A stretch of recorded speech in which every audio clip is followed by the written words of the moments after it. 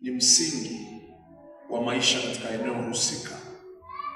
Nguvu ya utawala ni msingi wa maisha katika eneo husika. Nguvu ya utawala ni msingi wa maisha katika eneo husika. Bwana Yesu asifiwe.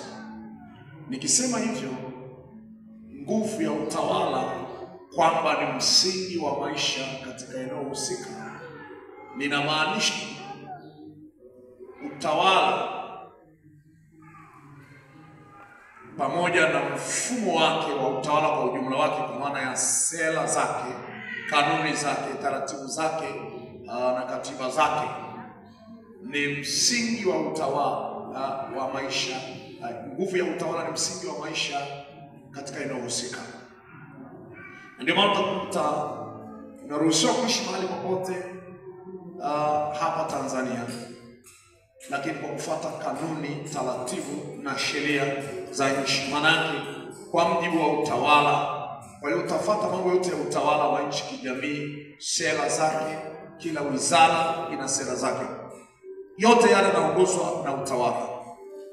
Wizara zote zile lakini zinajumuishwa kwenye mfumo mama wa utawala wa nchi, kwa maana ya sera, kwa maana ya kanuni, taratibu na katiba kwa ujumla wake na sheria za nchi. Kwa naposemea utawala ni msingi, nguvu ya utawala ni msingi wa maisha katika eneo husika.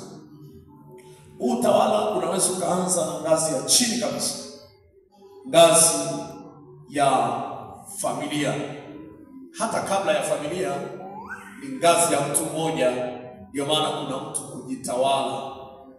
Kuna namna ya mtu anajitawala, anajiendesha, anafanya maamuzi yeye mwenyewe binafsi. Lakini tunakuja kwenye kundi la chini, kwamba familia, ngazi ya kaya, ngazi ya ubalozi wa nyumba 10, sijui kitongoji, sijui mwenyekiti wa kijiji, sijui kata, tarafa, wilaya, mkoa, mpaka kanda, pengine na taifa kwa ujumla wake.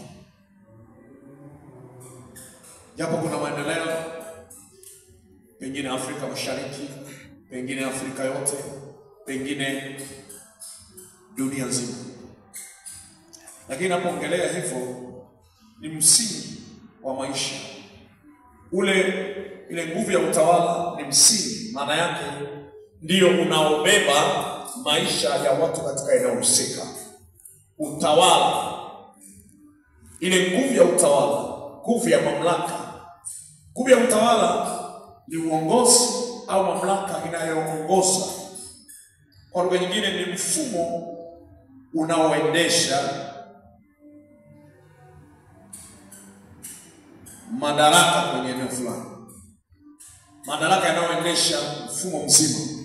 Mfumo unaweza kuendeshwa, lakini mfumo unaweza kaendeshwa na watawala, lakini watawala wanaweza kaendeshwa na mfumo. Sasa nakupa picha hiyo, sina maana ya kwanza kuhubiri pengine utawala wa serikali ya nchi yetu, serikali ya wapi ya Kongo. Nakupa picha tu ili kurahisishia. Sisi sasa tunarudi kwenye nguvu. Ni uwezo unaowezesha mambo mengi kufanyika. Bila nguvu hakuna mambo kufanyika. Kama tukisema nguvu ni uwezo wa kufanya kazi, maana yake inaposema nguvu ya utawala, nguvu inayowezesha watawala kutawala, inayowezesha utawala kwa ujumla wake, ni msingi wa utawala, ni msingi wa maisha ya watu husika. Maisha ni jumla ya mambo yote yanayoendelea kwenye eneo husika, pamoja na nyanja zote muhimu katika eneo husika. Kwa mfano, unapoongelea afya, uchumi, tabia, jumla ya nyanja zote muhimu, kwamba kuna familia, kuna afya, ndoa, uchumi, tabia, elimu na kadhalika, maadili kwa ujumla, na vitu vyote vinavyoendelea katika eneo husika, vyote vinakuwa viko kwenye eneo la maisha kwa ujumla wake, kwamba hivyo vitu vinavyoendelea ndio maisha yenyewe, afya, uchumi, ndoa. Kwa hiyo vikikosekana hakuna maisha. Bwana asifiwe sana. Haleluya. Kwa maana hiyo, nguvu ya utawala inaweza kuwa na sera yake, inaweza kuwa na maamuzi yake kwa kila nyanja. Kwa lugha nyingine, utawala unakuwa na wizara, kila sekta, wizara ya afya, wizara inayohusika na uchumi, wizara ya maendeleo, hiyo uchumi na viwanda, sijui na nini. Lakini wizara inagusa maeneo muhimu, wizara ya mambo ya ndani, wizara ya ulinzi na usalama. Hizo wizara zote zinakuwa chini ya mfumo mama wa utawala. Sasa basi, tunaposema kwamba nguvu ya utawala ni msingi wa maisha katika eneo husika, maana yake nguvu inayotawala eneo husika ndiyo inayoamua, ndiyo inayobeba maisha ya eneo husika, kwa maana ya kwamba ndiyo msingi. Unapoongelea msingi, ni kile kinachobeba yanayoendelea pale juu. Kama yatasimama, yatasimamishwa kwenye msingi. Bila msingi hakuna kitu kitakachojengwa. Kwa hiyo mtawala na sera zake ni chanzo kikubwa cha mafanikio katika eneo husika. Lakini aidha, upande wa pili, mtawala pamoja na sera zake ni chanzo cha uharibifu, au chanzo cha maporomoko, au chanzo cha umaskini, au chanzo cha ukiwa, chanzo cha kufeli, chanzo cha umaskini, chanzo cha kufeli kwa upande wa pili, kwa maana ya negative yake. Kama kuna negative impact na kuna positive impact. Kwa upande wa pili ambao ni hasi, nguvu ya utawala inategemea tuna aina ya huo utawala. Bwana asifiwe sana. Sisi hapa tunaishi kwa mujibu wa taratibu na sera na kwa mujibu wa kanuni na taratibu za nchi. Nchi ndio mtawala. Akisema leo hapa ruhusiwi kuwa hivi na hivi, hapa ruhusiwi kwa mujibu wa mamlaka. Wakipitisha kwamba hili eneo sasa litakuwa hifadhi, mamlaka imesema panakuwa hifadhi, wala hamna kubisha. Kwa hiyo waamuzi, msemaji wa mwisho ni mtawala. Ukikuta mahali pameandikwa hairuhusi kufika, kuingia ama kukanyaga ama kuchukia bali mtawala, maana yake kwamba mamlaka inayomiliki mahali pale, mamlaka ya umiliki ndio msingi wa maendeleo yaliyoko pale, ndio msingi wa maisha ya viumbe vilivyoko pale, ndio msingi wa vyote vinavyoendelezwa pale. Hivyo kwa sababu hiyo, kwa hiyo nguvu ya utawala ndio msingi wa kila kitakachokuwa kikiendelea mahali husika.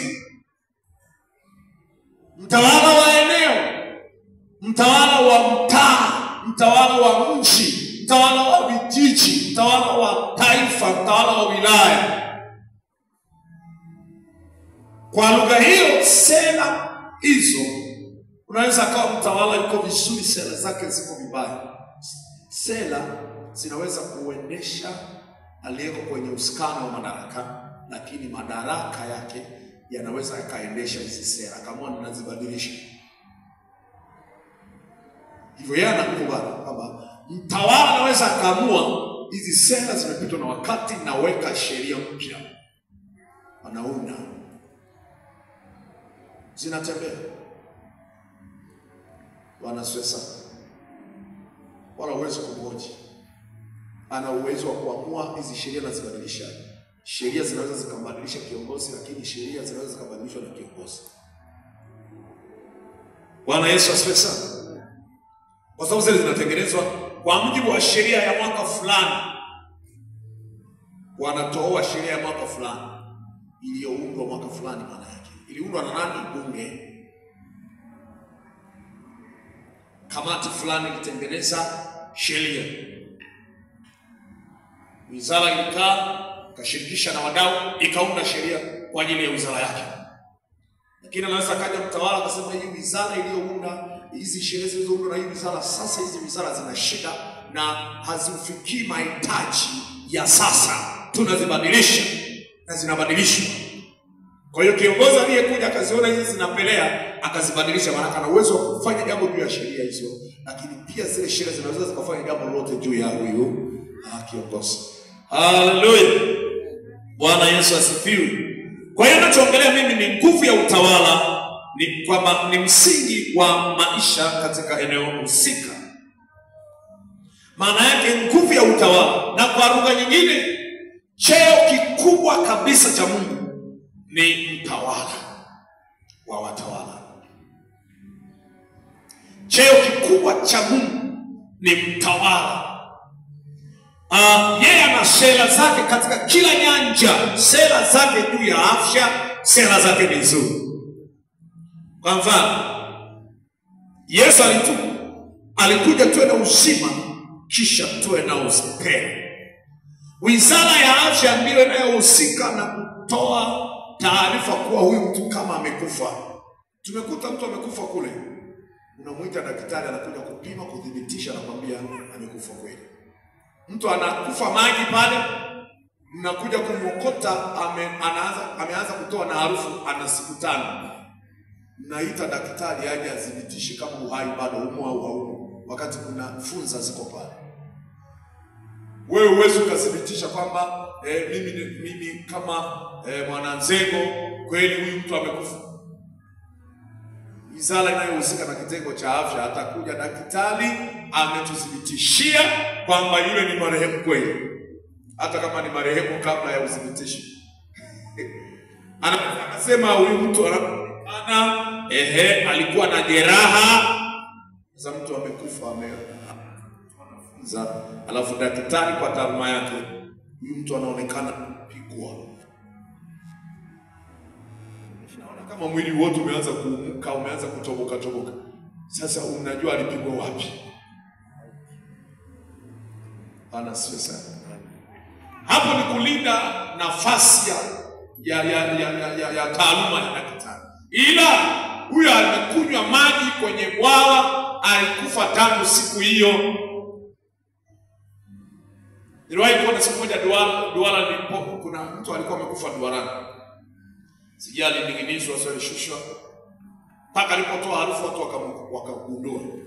Ila ili kujiridhisha, polisi, wizara ya ulinzi na usalama wa eneo husika ikaja na yenyewe ikiwa na daktari kuconfirm kwamba huyu ni marehemu. Na mkimzika bila kupimwa, mtamfukua apimwe, mfumo wa utawala ujiridhishe kwamba taarifa sahihi zimetokea kwenye wizara husika, ambayo ni mlango sahihi wa kutolea taarifa tuliouweka kikatiba, kisheria. Inginevyo hamtaeleweka kama huyo kweli ni marehemu. Mtaambiwa wanasema tunamtaka, mfukueni. Eti ni vinyama tu, hata ni harufu anahitajika.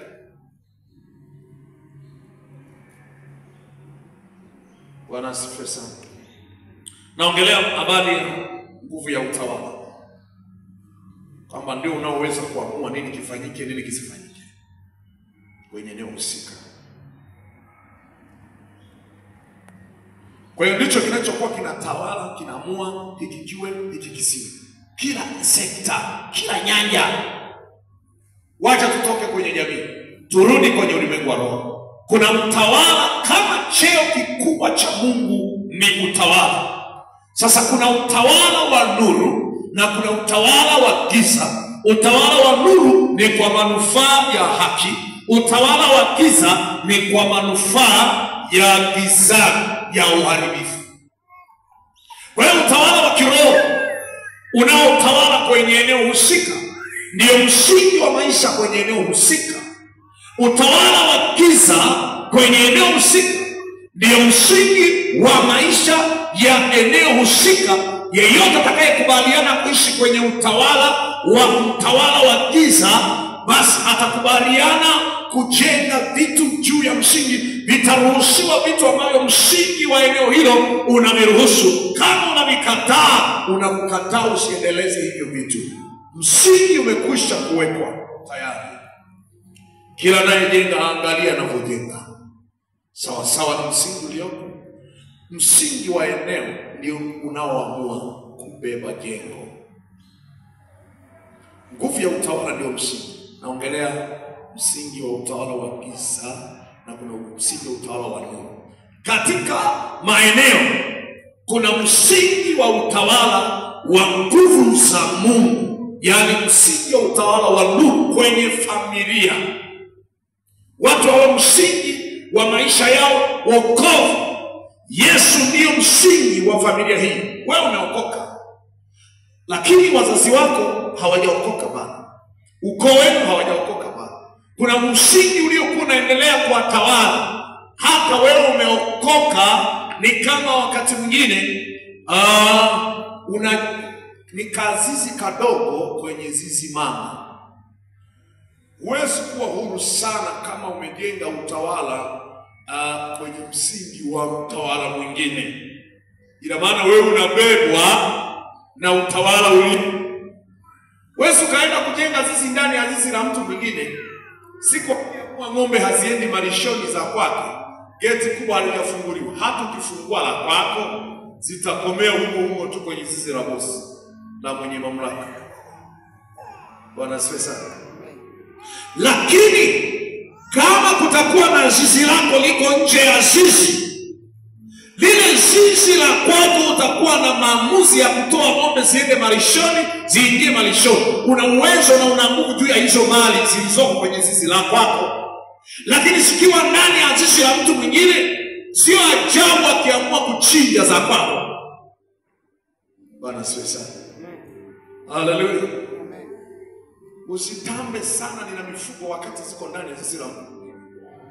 Akiamua leo naamua kubadili mradi, nasipiga mnada ng'ombe zote zilizo zizini mwangu, naamua kufanya hapa kuwa eneo la kilimo kwa sababu mbolea tayari imekaa vizuri. Akazifyeka zote akaziuza. Si ndio mwenye zizi? Haleluya. Kuna siri kubwa sana juu ya eneo, juu ya mtawala kwenye eneo husika. Na mtawala huwa anaweka na kushimika madhabahu yake. Anaposhimika madhabahu yake, madhabahu ni center. Wakati mwingine ikulu yoyote, hapo kwenye ikulu kuna madhabahu. Bwana Yesu asifiwe sana. Ndio kwenye msingi, ndio kwenye center, kwenye enzi ya nchi. Sasa naongelea mahali palipo na madhabahu ni enzi, ni mamlaka, ni kitu cha utawala. Kitu cha mamlaka, maamuzi yanatokea kwenye madhabahu. Bwana Yesu asifiwe sana. Amen. Kwa hiyo watawala wanaweza wakaamua mambo kwenye eneo husika. Ndio wanaohakiki ulinzi na usalama wa raia na mali zao. Lakini pia watawala ndio wanaohusika na swala la ustawi wa jamii, maendeleo ya jamii na mali zao, usalama wao, ustawi wao. Upo utawala kwenye eneo ili kumrahisishia mwanajamii au kumfanya mwanajamii kwenye eneo husika aweze kufanikiwa, kwa maana utalindwa na sheria na taratibu, utalindwa na maaskari, na usizurike usalama wako na ustawi kwa ujumla. Lengo unapolindwa uendelee kuwa katika hali ya ustawi. Mkuu wa wilaya ni mtawala wa usalama kwenye eneo husika. Ni kiongozi wa ulinzi na usalama kwenye wilaya. Ni mkuu wa ulinzi na usalama kwenye mkoa. Ni mkuu wa ulinzi na usalama kwenye mtaa, kwenye kata, whatever. Kila eneo kuna kiwango chake.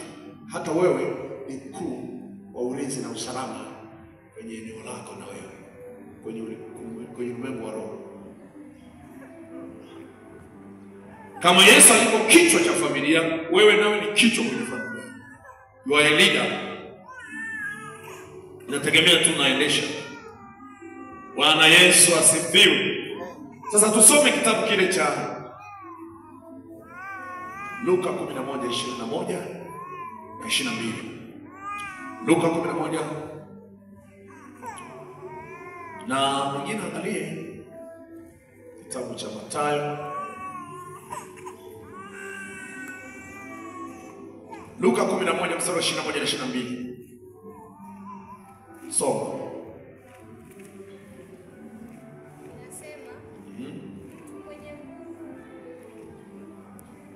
Soma kwa sauti. Mtu mwenye nguvu aliyejifunga silaha zake alindapo nyumba yake, vitu vyake vi salama.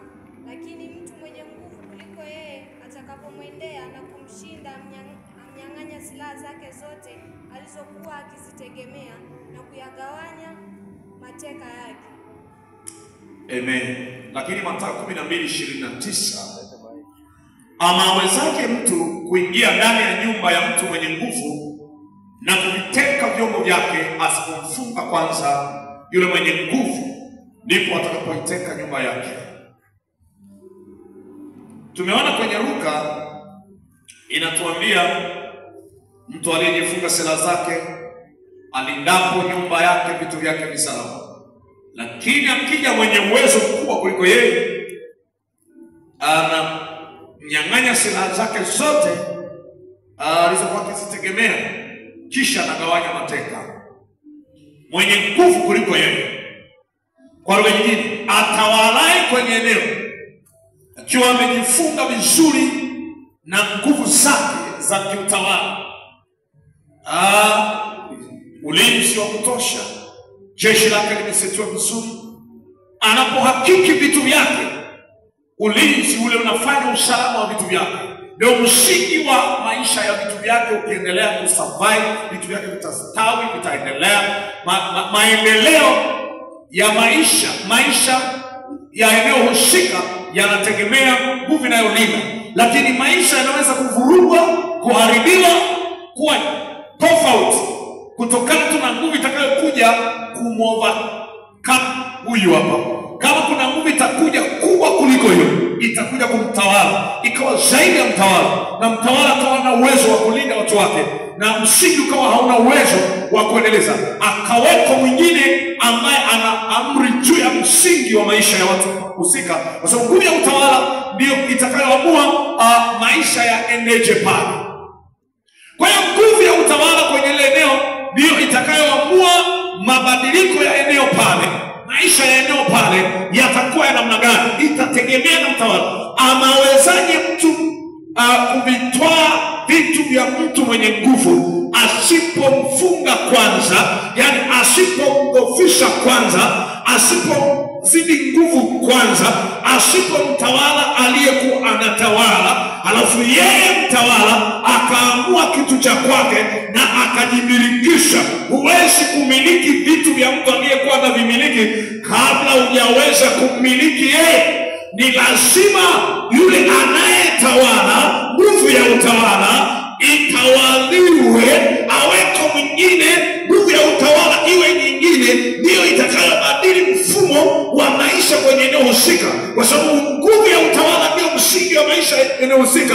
Inawezekana nguvu ya utawala wa ukoo wenu ndio inayoamua afya zenu, inaamua uchumi wenu, inaamua ndoa zenu, ndio inayoamua tabia zenu, inaamua elimu yenu, inaamua kila aina ya maisha yanayoendelea kwenye familia yenu. Sasa basi, inawezekana utawala sio wa nguvu ya nuru, unaweza kuwa ni utawala wa nguvu za giza. Katika historia ya wana wa Israeli, nguvu ya utawala wa Misri, kwa habari ya Misri ya Waisraeli, msingi wa utawala, Farao na majeshi yake ndiye aliyeweka sera za namna ya kuishi watu mahali pale. Kwa hiyo Farao akiamua watu wafanyishwe kazi, watumikishwe, wanatumikishwa kweli. Akiamua wale hivi, wanakula hivi. Akiamua wazaliwe watoto wa kiume, wauawe wa kike, waendelee kuishi, inakuwa. Maana ndio msingi wa maisha ya utawala. Na ndio maana kuna mataifa msingi wa utawala, sheria inamlinda shoga, sheria inamlinda anayefanya anayejihiari, kwamba anajihiari kwenye swala hilo la, unatumia mfumo kusema kwamba maeneo, kwa mfano swala la faragha ya mtu asibuguziwe, asiingiliwe. Madaraka inamruhusu, mamlaka ya utawala inamruhusu kwamba sasa swala la faragha ya mtu isisumbuliwe. Anaweza kawa na faragha na mtu, ni faragha yake. Anaweza kawa faragha kwa vyovyote vile, hata kama ni sexual immorality, anaruhusiwa kulingana na sera. Kwa hiyo wewe ukisimama against, yeye anakuambia nina ruhusa ya kufanya, nina sheria inanilinda, inanitetea. Bwana asifiwe sana. Hallelujah. Ni sera za wenzetu. Kuna mahali fulani kasikia wachungaji wamekamata, wamekataa kufungisha ndoa ya jinsia moja, kwa sababu ndoa inafungwa na kuna kanuni za kisheria zile. Wamekataa kufungisha ndoa ya jinsia moja. Kwa hiyo wakaenda kushtakiwa, kwa sababu wameacha kuwafungisha, wanyima haki ya msingi. Wakawekwa ndani. Kwa sababu nguvu ya utawala ndio msingi wa maisha yanayohusika. Kama ni maisha ya ovyo, yanategemea msingi nguvu ya utawala. Kama ni maisha yenye tija, yanategemea mfumo. Ukitaka kubadilisha mfumo, kubadilisha matokeo, badilisha msingi, badilisha mfumo unaozalisha matokeo. Wanaoendelea kujenga maendeleo yao juu ya msingi huu wanategemea sana ile nguvu. Ikibadilishwa, basi kuna matokeo yanabadilika. Bwana Yesu asifiwe sana. Hallelujah. Kwa hiyo anawezaje mtu kutoa vitu vya mtu mwenye nguvu? Farao alikuwa na sera zake juu ya eneo la afya. Kwa habari ya afya na uzazi, utakuta alitengeneza sheria ya kuwafanyisha kwa akili, kuwafanyia akili hawa watu. Lakini kwenye eneo la uchumi na wizara zote za maendeleo na ujenzi wa taifa lake, ni pamoja na kuwafanya Waisraeli, hawa Waibrania, wafyatue tofali, ndio vibarua wetu. Lakini kwenye uzazi unawablock, asizaliwe wa kiume, ni sera. Bwana Yesu asifiwe sana. Amen. Kwa hiyo kuna sera ambazo zinakuwa zinaendelea kwenye maeneo mbalimbali, zinakuwa ndio msingi wa maisha. Ukitaka kwenda kinyume, ni kama unakiuka msingi ya eneo husika, na unaweza kufungwa. Bwana asifiwe sana. Kwamba unaweza kufungwa. Kwa mfano kama ni sera ya habari ya wizara ya afya, kwa mfano, japo sisi bado haijaweka kama sheria kwetu, sisi tuko vizuri, serikali yetu ni sikivu, wanasema, na inaendelesha vitu vyake kwa uwazi, lakini pia kwa haki, kwa sehemu yake. Bwana asifiwe sana. Kuna mataifa ambayo kuzaa ni kesi ambayo mpaka umepewa kibali. Nilisikia sera ya mahali fulani, walikuwa wanazaa sana, baadaye wakaamua kustopisha uzazi. Walikuwa wanazaa kwa sababu gani? Walianza kuzaa kwa sababu wanaume walienda jeshini, vitani, wanaume wengi wakapigwa huko wakafa. Nyumbani walikuwa wanabaki wanawake. Sasa kama wamekufa wanaume wote jeshini, kuna wake za watu wamebaki wanawake, kuna wanawake wako kule hawataolewa, wanaume wamekufa, vijana wamekufa jeshini. Kwa sasa kwa ajili ya kuongeza taifa ili liendelee, kwa maana wingi wa watu pia ni sehemu ya maendeleo ya taifa. Ndio maana wakifa watu kwa ajali, wakifa watu kwa magonjwa, tumepoteza taifa, tumepoteza nguvu kazi. Haleluya. Sasa baada ya ikaonekana sasa ikabidi, ili kuwa na ongezeko kwa haraka, wizara inayohusika ikapitisha kwamba atakayezaa analipwa mshahara. Sijui amount kiasi gani walikuwa wanapewa. Akizaa analipwa mshahara. na yule mtoto analipwa nusu ya mshahara. Kuanzia mwaka anaanza kuishi kwenye akaunti yake, anaanza kuingiziwa nusu. Kama wewe unalipwa mzazi uliyezaa unalipwa 300,000, yeye analipwa 1,500,000. Maisha ya watu wengi ukiwaambia hivyo, atakuletea idadi ya watoto waliozaa mpaka unahofia, wewe ulikuwa unawazaaje sasa hao?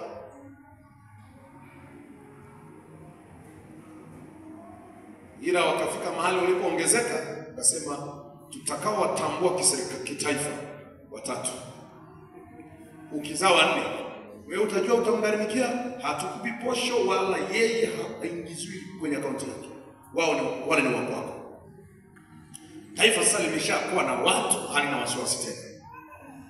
Baadaye kuna mataifa yanaenda kuomba misaada kwenye ile taifa, maana taifa lililoendelea linakusaidia misaada. Mwisho wa siku nakwambia, ndugu yangu, nitakusaidia mpaka lini? Ngoja nikupe sera na zinazoweza zikalinyanyua taifa lako likawa katika hali ya maendeleo. Cha msingi, punguza idadi ya watu, ndio inayoshambulia uchumi wako. Uchumi wako hautaendana na idadi ya watu ulionao. Kwa hiyo kama utakubaliana na sera hii, nitakupa msaada na wewe ukomee 3. Saini kama unakubaliana, mimi nakupa msaada. Bwana asifiwe sana. Kuna neno la Mungu linasema, watawala wanaowawezesha watawala wanaitwa wafadhili. Hebu cheki kitabu cha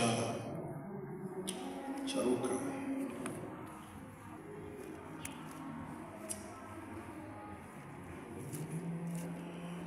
Luka 22 mstari wa 25. Soma hapo. Wanaowawezesha watawala wanaitwa wafadhili. Wafadhili wana nguvu kwa hawa wanaotawala. Yaani mwezeshaji wako ni bosi wako, hata kama wewe ni mtawala, lakini anayekuwezesha isiyo bosi. Kwa hiyo kama wewe unawezeshwa na Mungu aliye hai, mfadhili wako anakuwa ni Mungu aliye hai. Lakini kama unawezeshwa na madhabahu ya shetani kufanikiwa kiuchumi, bosi wako ni shetani na ana uwezo wa kukupa na masharti kwamba utoe kafara ndio uweze kufanikiwa. Hebu soma huo mstari.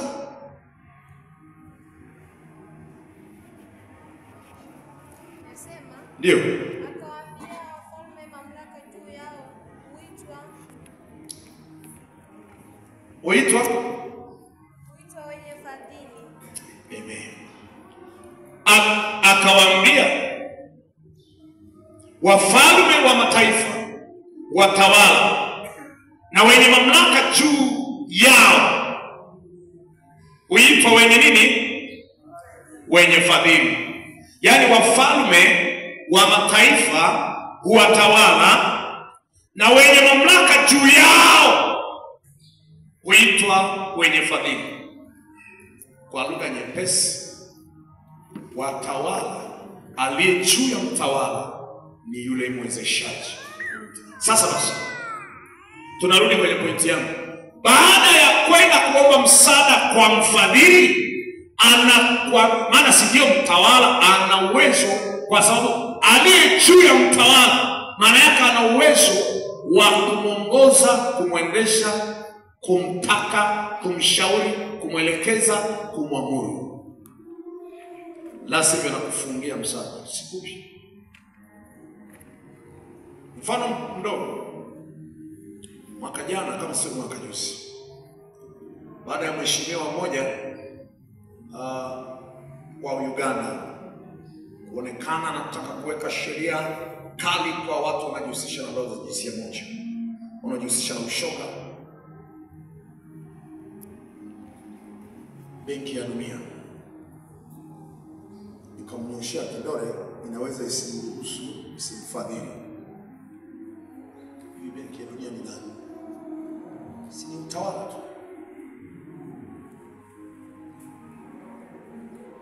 Kwa hiyo inalazimika, kuna baadhi ya vitu watu kwenye maeneo wanakubali ili waendelee kupata misaada. Nakumbuka kuna sala moja wizara ya mambo ya ndani iliwahi kutamka. Kuna bwana mmoja alikuwa ni wa mambo ya wizara, alikuwa kwenye wizara ya mambo ya ndani. Kipindi hicho nafikiri alikuwa Mwiguru kipindi hicho. Ilionekana hiyo sera ya uzazi ya ndoa za jinsia moja kama vile zinataka kunyemelea Tanzania. Na mtu mmoja akawa na jaji, walikuwa na mwandishi wa habari mmoja wa BBC sijui, alikuwa anajaribu kumhoji. Sasa inakuwaje kama mnawanyima haki za binadamu wa Tanzania, taifa letu? Akamwambia hivi, sisi hatuna haki za namna, kawatafute wenye haki hizo kwenye taifa letu, hatuna haki za hivyo. Na usitulazimishe. Bwana asifiwe sana. Amen. Kwa hiyo wafadhili wako juu ya anayetawala. Wewe unaweza kuwa unajicontrol vizuri, unajitawala vizuri, lakini ukiruhusu watu wa kufadhili wanakuja na masharti yao. Tutakupa msaada lakini masharti yetu 1 2 3, alafu haya yanakufunga wewe. Kwa baadaye ilipopitishwa sheria ile ya kwamba kama tunakupa msaada uzae wachache, tutakusaidia mpaka lini wewe unaendelea kuzaa watatu after funga. Ndio zikaanza kupitishwa hizo sasa. Zamani uzazi wa mpango ndio ikawa barua maskini. Tutawalisha nini watu? Watu wanaongezeka, ardhi ni ile ile, chakula ni kile kile, mashamba yale yale, na eka mbili umeongezeka. Zamani watu walikuwa wachache. Ni kweli, mimi ninapofahamu kwa elimu yangu ndogo tu kabisa ya darasa la pili kwamba Mungu anatawala, mimi sina shida na sera zingine zinazoendelea. Mimi naongelea habari za kiroho. Anayetawala ni Mungu, na yeye pia ni mfadhili. Na ndio maana hata Nebukadneza alipokuwa juu, alipojinua, Bwana alimsahihisha. Kwa mjibu wa maandiko sura ile ya Danieli sura ya 4 ule mstari wa 25, kwamba ukateni mti huu akiza kisiki mpaka atakapojua ya kwamba anayetawala katika ufalme wa wanadamu ni Mungu, na humpa kila amtakaye. Maana yake anayemiliki na kutawala kwa mjibu wa Biblia, neno la Bwana lisilobadilika, anatawala Mungu. Na ndio maana hata ingetokea janga, ingetokea zoruba, hata shida iwayo yote, anasema niangalieni ninyi enyi nchi zote za dunia mkaokolewe. It means kwamba Mungu ndiye anayemiliki nchi, ndiye anayetawala. Bwana Yesu asifiwe sana. Ndio maana nimesikia mama siku moja anasema hivi, wale wanaheshimu Mama Samia Suluhu Hassan basi wamheshimu Mungu aliyemweka. Good and right. Alichoongea ni kweli kabisa, na mimi namuunga mkono mama, kwamba basi aliyemweka, basi na wewe subiri zamu yako. Bwana akikuweka tutakuheshimu pia. Una sababu ya kuanza kuchallenge, maana Mungu ndiye amemsimamisha wakati huu. Bwana asifiwe sana. Mimi sipigi kampeni, mimi nahubiri injili ya kiroho. Fuata maandiko yanayozungumza. Bwana Yesu asifiwe sana. Na wala mimi sio mwanasiasa, mimi ni mhubiri, ndio taaluma yangu. Utawala ndio unaweza kusababisha maendeleo. Utawala ndio unaweza kufanya maendeleo siwepo. Leo tuna maji, tuna umeme, ni sera za utawala ulioko madarakani. Wangesema wasielekeze nguvu kwenye maji wala yasingefikaje. Hata kama ungepambana wewe ungefanyaje? Kwa sababu unaweza kusema nichimbe kisima kirefu alafu nilete na pampu hapa maji ya kwenye familia yangu. Wizara nayo husika inaweza kaja kwako, umechimba kinyume cha utaratibu na haki za mpaka na huo udongo na haki zake. Umeichimba hali zisivyopaswa. Bwana sasa, ili eneo sio sahihi kwa mujibu wa utafiti, sio sahihi kuchimbapo maji. Haya maji hayajapimwa, usalama wake hatuna uhakika naye. Funga mara moja kifukiwe haraka. Utafanyaje sasa? Naamua kuchonga barabara hapa kwa mujibu wa taratibu za upimaji. Hapa ruhusu kuwa na barabara wala kisimu. Hili eneo ni la wazi. Si ni nchi yangu, ardhi yangu. Kuna wizara inayohusika na ardhi, mipango miji na nini. Wewe mpangaji tu. Kwa mujibu wa katiba, msimamizi mkuu wa nchi wa ardhi ni mheshimiwa. Akibadili matumizi, hata hapo kwako akabadili matumizi, inakuwa stendi. Bwana sasa, inakuwa stendi wala hakubisha. Hapo tunasema ni kanisani kwetu, tunanunua sisi kwa hela yetu, lakini kila tukiingiza ruku hapo tunalipia kodi ya jengo. Wapangaji maana yake. Hata tunaweka na tairisi kwa nguvu zetu sisi wapangaji. Kodi ya pango. Hata kwako na nyumba, kodi ya pango nalipia. Ilikuwa 10,000 kwa mwaka. Kwako sasa.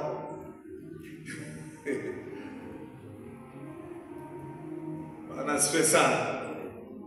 Kwa hiyo unaweza kuona jinsi ambavyo sera ndizo zinazoamua maisha yaendelea namna gani kwenye eneo husika. Iwe ni wizara ya afya. Sasa hivi kuna sera moja ya tunakuja kuwa na bima ya bima kwa wote.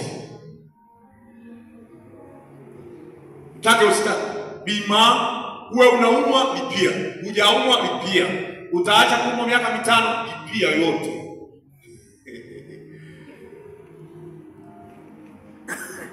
Kanuni na taratibu ni nzuri tu kwa ajili ya usalama. Ukiona inaleta ugumu siku kiugua kumwona daktari milioni 5, utaweza sasa. Sinamwona afadhali kwamba mwenye bima inamsaidia. Itabidi uende kwenye bima. Tuachane na haya. Nguvu ya utawala ndio msingi wa eneo husika. Tuhamie rohoni. Kuna nguvu ya utawala ya aina gani kwenye familia yenu? Ni nguvu ya nuru?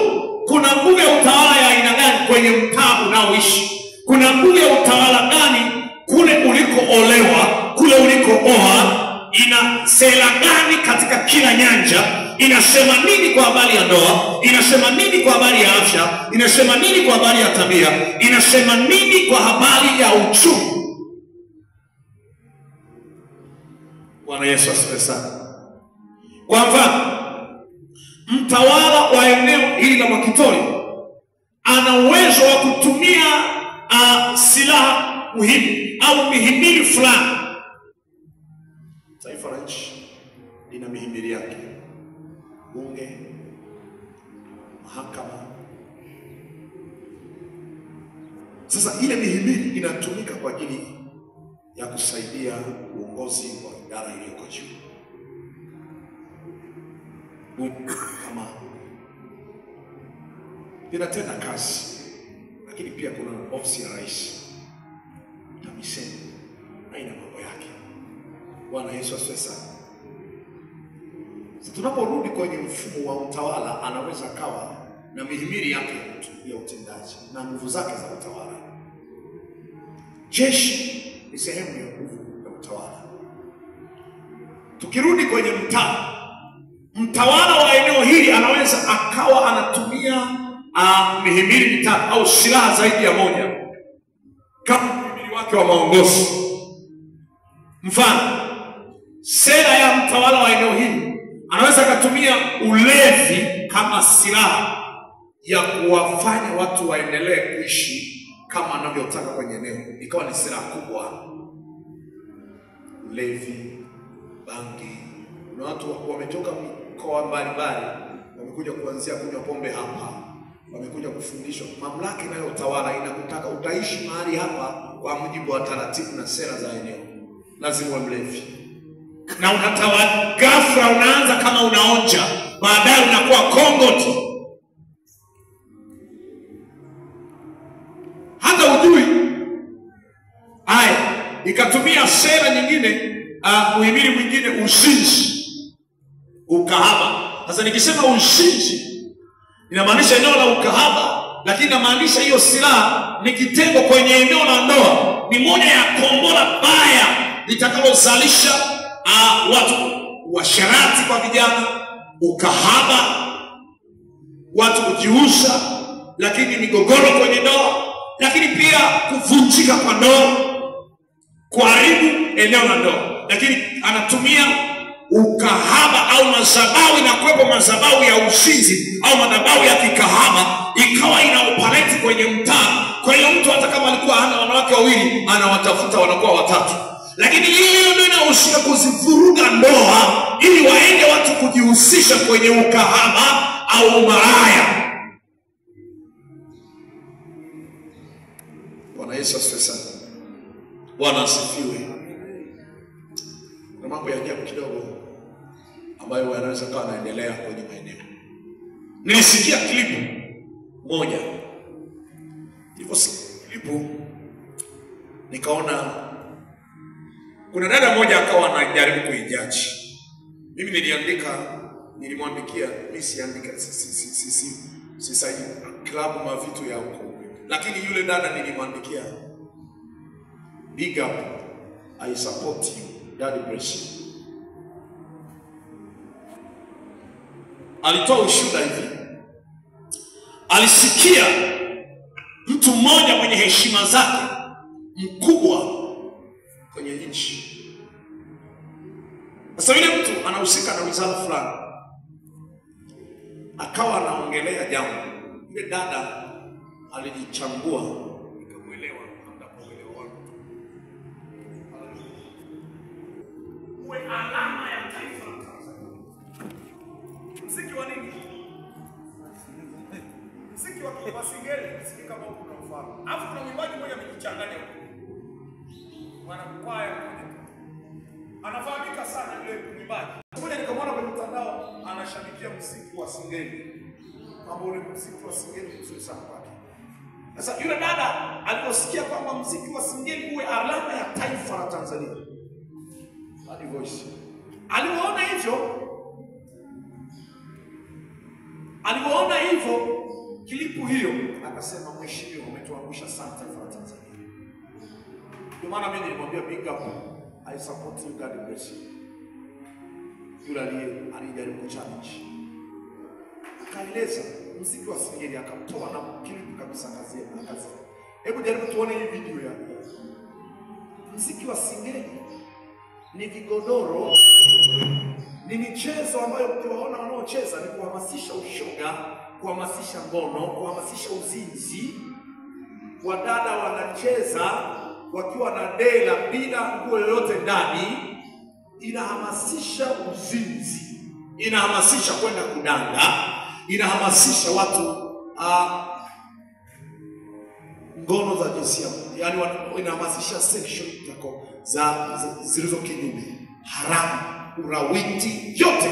Na wanapoimba wanahamasisha, wanapocheza ni wana-inspire hicho kitu.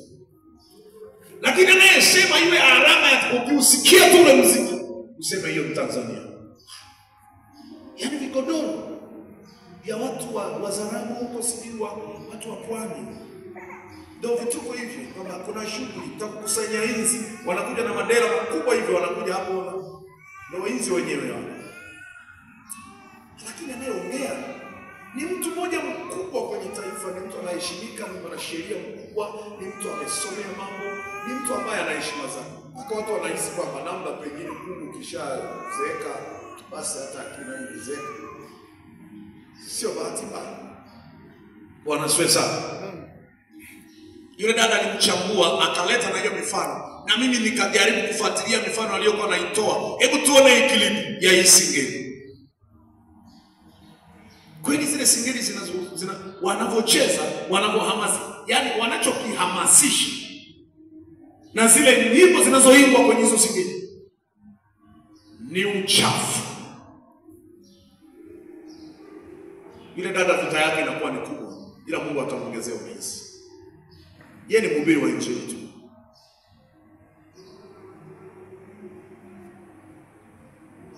Na watu wameongea.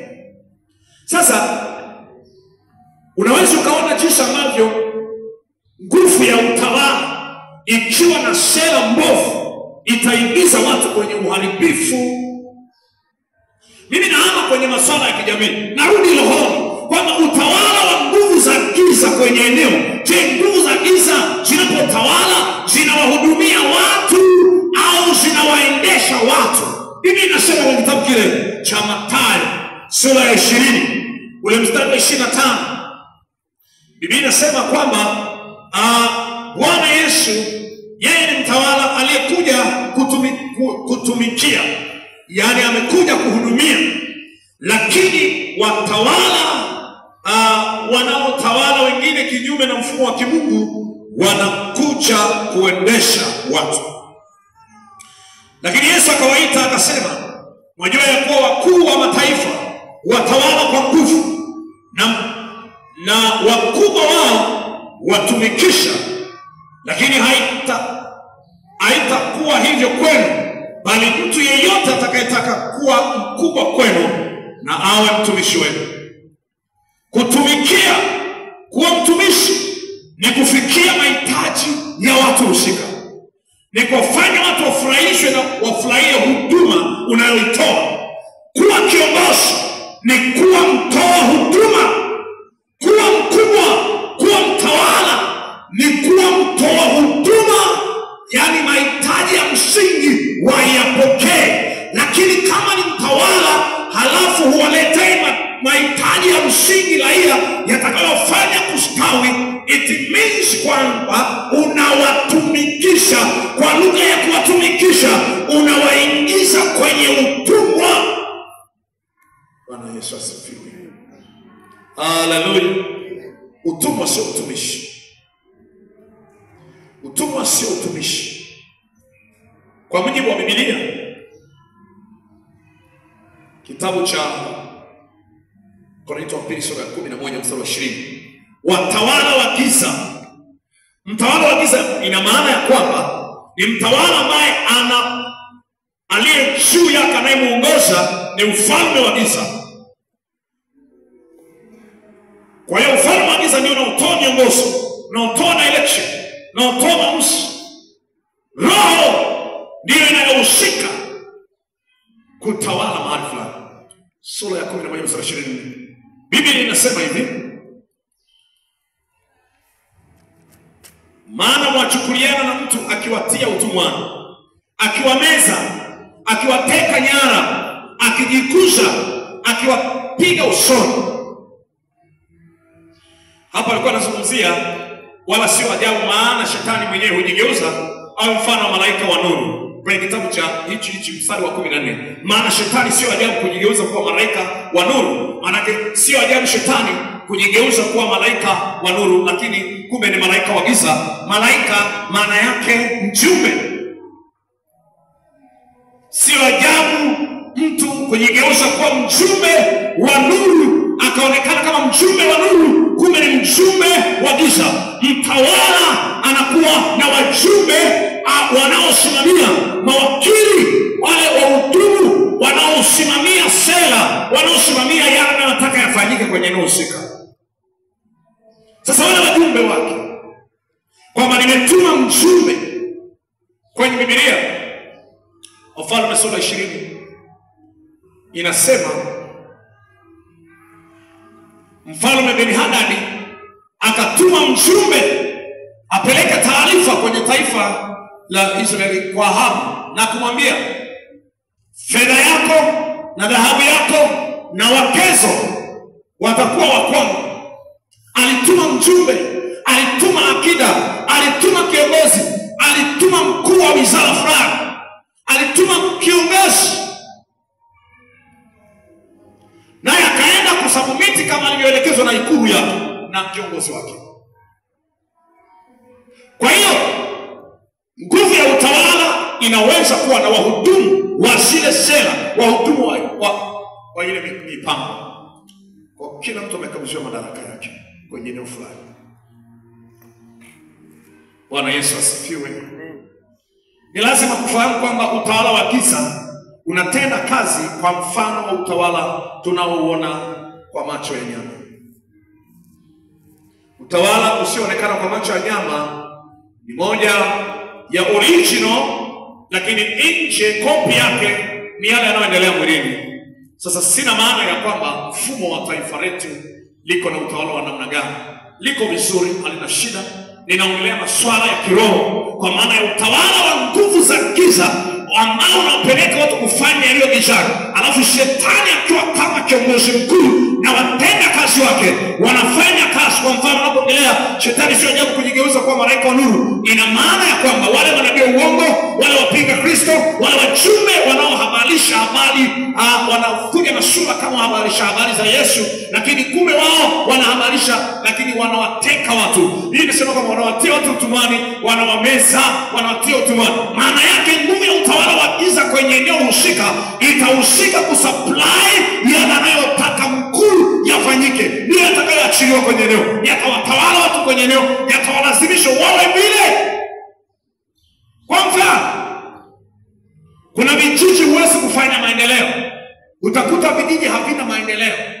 Kumbe kuna mtawala ana sera zake kwenye eneo husika. Hakuna kujenga nyumba ya kudumu, nyumba za nyasi, ila ni wakulima wakubwa, ni wafugaji wakubwa, lakini nyumba zao ni ajabu sana. Wanalala miguu kama inatokeza nje, wanalalia ngozi. Anaogopa hata kuweka kisiropo, akikiweka kisiropo anauawa, maana mtawala hataki hivyo vitu. Bwana Yesu asifiwe. Ndio maana kuna vijiji unaulizwa, unahamia, unaulizwa, ulishawahi kupanda katani? Ulishawahi kusalimiana na jamii? Maana yako ukishafiwa jamii hiji kusalimia. Kwa hiyo anakuja kukwambia ulishapanda katani, ulishajisajili. Kujisajili kuwepo hapa ni kuzika mtoto. Vipo vijiji vya namna hiyo. Maana yake mtawala ndio msingi wa maisha eneo hilo. Kulikuwa na familia moja, sera yake kwenye eneo la ndoa, ukioa pale, ukiolewa pale, firstborn must die. Yaani mzaliwa wa kwanza lazima auawe, afe. Hakuwaji mtoto wa kwanza kuzaliwa. Halafu wewe ukaenda kuoa pale. Unafikiri wakwako hatafariki? Wewe unaenda kuolewa pale. Sina wewe atakuwa wakwako. Utaanza kushare nguvu ya utawala ya kulikolewa. Umenunuliwa na mali na ng'ombe. Utakuwa sehemu ya ukoo ule. Bwana Yesu asifiwe. Kwa lazima ujue kuna utawala unaweza kutawala maisha ya watu. Na shetani anaweza kutumia mambo fulani fulani. Kwa mfano, adui anaweza kutumia magonjwa. Niliwahi kushuhudia kwenye kijiji fulani, tulienda kufanya maombi. Mahitaji ya wagonjwa yalikuwa ya kufanana. Akasema mmoja, mimi ndio nilikuwa naandika mahitaji. Kuna wanaoumwa miguu kuwaka moto, tumbo, viuno, kifua na kichwa. Akasema wa kwanza, akasema wa pili, kwamba miguu, tumbo, kiuno, kifua, kichwa. Wewe unaumwa nini? Miguu, tumbo, kiuno, kifua, kichwa. Watatu, waini, Roho Bwana akaniambia kuna sera ya mtawala wa eneo hili anayehusika na kitengo cha anatumia magonjwa kama silaha ya kufunga watu hawa. Kwa hiyo kama anapotumia sera ya kufunga watu kwa magonjwa, maana yake uchumi pia utauelekeza kwenda kujitibisha. Wakishapata magonjwa hayo wanaenda kwa mganga. Na ile sera ya magonjwa ya kufanana kwenye mtaa yalikuwa yanasababishwa na jambo moja. Kulikuwa na kisima, baada ya kuomba Bwana akafunua vitu fulani, kwamba kulikuwa na bwawa. Wenzetu kule walikuwa hawajapata maendeleo ya kunywa maji safi na salama. Walikuwa wanakunywa maji ya kwenye bwawa. Unakwenda pale, unachimba udongo, alafu unapewa, unachota ndoo kadhaa, unamwaga madongo fulani. Yale maji ng'ombe wanakunywa sehemu yao, binadamu nakunywa mle. maendeleo yalikuwa hajafika. Kwa hiyo anayetega mtego huu, wale wafuasi, wale wanaohusika na utawala wa giza, wana makada wao, wanawatuma, wanakwenda kwenye eneo ambalo linaleta population kubwa ya watu, ni center inayowakusanya watu, wanakwenda wanatega mitego yao pale. Kwa hiyo kwenye bwawa la kunywea maji, kwa vyovyote vile yale maji, kama utayanywa utayaoga, kama utayaoga utayapikia, kama utayapikia basi utayafuria nguo zako. Wakikukosokoso hujayanywa utayaoga, wakikukosokoso kwenye kuyaoga utakuta wamefuria nguo yako, utatolokea wapi sasa? Na ukigusa yale maji, kwa sababu tayari yana direction yako, yana order fulani, yatatimiza kwako. Ni mfumo wa utawala wa giza kwenye eneo husika. Kumbe lile bwawa limefanyika kuwa kituo cha kuchotea magonjwa. Wengine wanatega barabarani kwa sababu wanaweka njia panda, mtapita wote pale. Utawala wa giza giza kwenye eneo. Kuna bibi moja kwenye kijiji fulani, kwa ushuhuda tu nilipokea, walimchapa viboko kwa mila yao. Watu walikuwa wakiugua magonjwa ya kufanana. Walikuwa wanaanza kuugua kifafa. Ghafla tu mtu anakuwa na kifafa, au anachanganyikiwa, anarukwa na akili. Sasa hiyo kitu, kumbe yeye alikuwa anatega kwenye visima hivi vya wazi. Enzi ya kunywa maji ya kwenye visima vya wazi visivyofunikwa. Yeye anaenda kutegea tu mahali ambapo zinanywea ng'ombe, binadamu, mtakamatiwa pale ambapo si mahali pa makutano, mtakuja wenyewe pale, ni mtakuja kisimani, ni mtakuja. Hata kama hamtakuja mtapelekewa, mtaletewa. Niletee maji dumu ngapi? 5. Si tayari nimekuja. Ilikuwa ni kwamba atakayeanza alikuwa anatawala eneo hilo. Sasa yeye ni mganga, lakini yeye ni supply kwa magonjwa ya kichaa, kwa nguo kifafa. Ukienda pale kutibiwa, kwa sababu yeye ndio aliyefunga, anafungua kirahisi, unamletea mbuzi au unamletea kondoo, unamletea ng'ombe, ndio maisha yanaendelea. Alifunga yeye, anafungua yeye. Ukiwa gizani utajua yanaendelea mpaka uwe nuru. Bwana asifiwe sana. Sasa baadaye alikuwa na timu yake, ana vijana wake, ana uwezo wa kuwatuma kwenda vijiji vyote vinavyohusika kunywea maji pale, au ana uwezo wa kutuma wajumbe wake kwenye kijiji fulani, anaenda anatega. Mtu atoke hapa aende vijiji vitatu mbele, avuke vijiji vitatu akatege, alafu ataenda anapeleleza kwenye kile kijiji. Kwa fulani nilikuwa nasikia kuna kijana alichanganyikiwa huko, niliambiwa na watu eti ni kwa nani kwenye kijiji hiki. Kwa fulani. Anajipitisha kula, anaambia pole sana kaka, naumwa, nilisikia kuna mgonjwa hapa. Poleni sana, mimi kuna ndugu yangu aliwahi kupata tatizo kama hiyo, ila kuna kabibi kule, kifuka kijiji hiki ukafuka na kile cha tatu, kuna bibi mmoja yuko pale, ni mganga. Sisi tulisaidika hapo.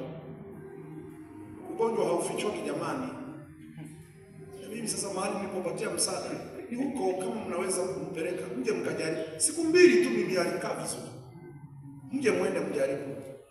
Kweli, yani mimi nawaambia, nimemwona huyu kijana ameniuma sana. Poleni sana. Shakunywa uji wa mgonjwa yeye mwenyewe. Baada ya pale, naye ana mgao wake, ndiye aliyentenga kwenye kijiji kwamba atakayeanza kuchota maji siku hiyo, wa kwanza kuwahi kisimani siku hiyo, wanateka usiku, wa kwanza asubuhi kuchota yale maji, nyumbani akatokea kichaa moja. Tunatulia tena kwa sio leo umeweka na kesho watakuwa kichaa wengi, unapitisha siku. Lakini mnasambaa maeneo mbalimbali na mnajitahidi kwenda kupeleleza. Sasa kama mlenasa, alafu mnatoa na uelekeo, mnawadirect maana. Yule bibi akiletea watu waliochanganyikiwa kutoka mbali ambao hajua alifunguaje, hawaponi, wanabaki na kichaa chao na kifafa chao. Baadaye si ufalme ule nao unatelekezana tu.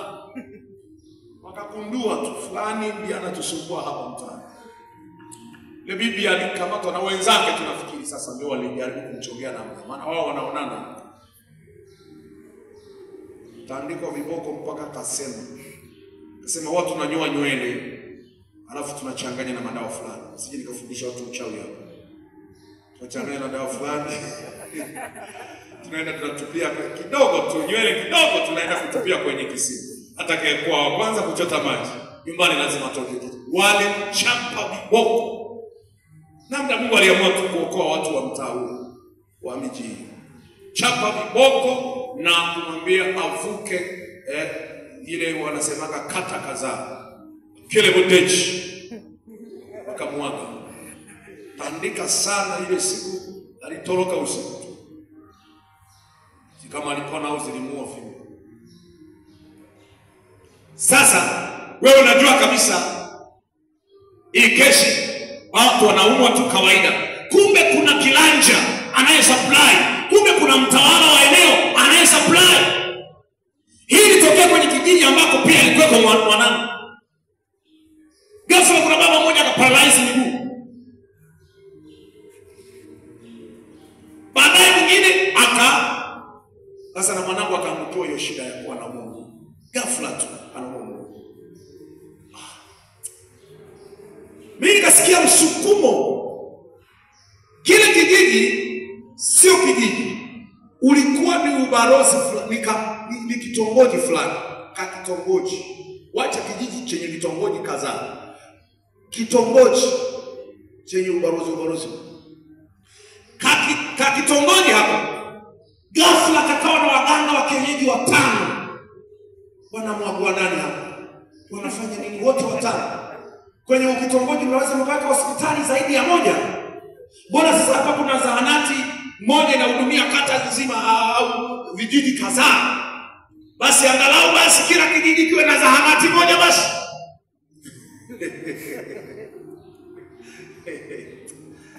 Acha kabisa. Kitongoji kina zahanati 5. Kinamwagua nani? Hata kama ni kwa manufaa ya vijiji vingine, lakini simelenga walioko pale. Kumbe hawa katikati yao alikuwepo mmoja maarufu sana. Sasa mimi nikapata msukumo bado kijana. Pata msukumo kwenda kuhubiri kwenye ule mtaa. Nikajaza megafoni yangu, nikajaza betri, nikaenda nikahubiri. Nimehubiri habari njema. Habari njema zinataka watu wamrudie Yesu, na inatangaza ole kwa mchawi kwenye mji huu. Sasa kumbe waganga nao ni wachawi vile vile sasa. Farao alita waganga na wachawi. Sio hospitali. Lakini kumbe yale ni makombora. Yanazuru mtaa. Nikahubiri kwa saa 2, saa 3 za usiku hapo. Sasa kulikuwa na ndugu zangu mazingira haya. Wakawa wamesikia sauti yangu. Sema atakuwa ni Yohana huyu. Baadaye wakaniambia sasa kesho yake. Nikaambiwa nisikia sauti tukawa tunafikiri kama sio wewe ni mchungaji wako au Masanyiwa au Sefania. Tulikuwa 4 tunahubiri. Kama sio mchungaji Masanyiwa ni wewe. Yeye alikuwa bado mzee. Kama sio Masanyiwa ni Sefania. Kama sio ni mchungaji wenu. Lakini sana sana kulikuwa na melody kama za kwako. Tuni kama ya kwako. Unatukana waganga, unatukana wachawi, siku zako zimepungua. Kaambia bado sana. Bado sana. Nife sasa hivi tu. Bado. Na sifi kwa sababu ya watu wanasema nife. Na kufa kwa sababu Bwana amesema nife. Kama njoo. Wasifi sasa hivi bado. Baada ya siku chache bibi mmoja akafariki, alikuwa ni mganga wa kimajini. Wakasema, nikasikia taarifa kwenye ule mtaa wanasema alikuwa ameenda kwa mganga yule mwenzake kumjaribu akakwama, amefariki. Yaani kama ungekuwa mna macho. Huyo ambaye wanamsema alikwamia kwake. Baadaye huyo kinara akaonekana amekata mtu mmoja ameenda kuaguliwa, akamkata shingo, akachukua kolomeo, akakata ulimi, akatoa sina ubongo, kata na sehemu za siri, akamweka kwenye mfuko wa poro ama dunia ya kupimia mpunga, akamweka kwenye baskeli yake, akamkokota, kaenda kumweka mpaka kati ya wilaya na wilaya, akamweka pale mpaka wilaya nyingine na wilaya nyingine, akamweka katikati. Maaskari wa wilaya ile wakaja, maaskari wa wilaya hii wakaja, wakakutana mpakani, maana maiti iko mpakani, iko kwenye dunia. Lakini nyumba za mwanzoni baada ya mpakani ni mbugani, katikati ya mto huu, mto wetu unaotoka Songwe unaonyoka mpaka Mwanza. Hasa katikati ya mto linapakanisha wilaya ya Shinyanga na wilaya ya Nyamwale. Katikati kwa Nyamwale wakaja na Wasawe wakaja, wa huku kwetu wakaenda.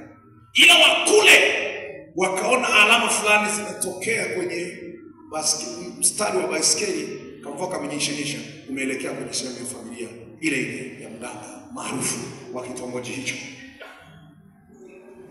Sasa mwanangu alipata shida ya mguu, na kuna bwana mmoja alipata shida ya mguu, lakini wakati tunaombea tuliona kweli vita hii inatokea kwenye mazingira ya karibu.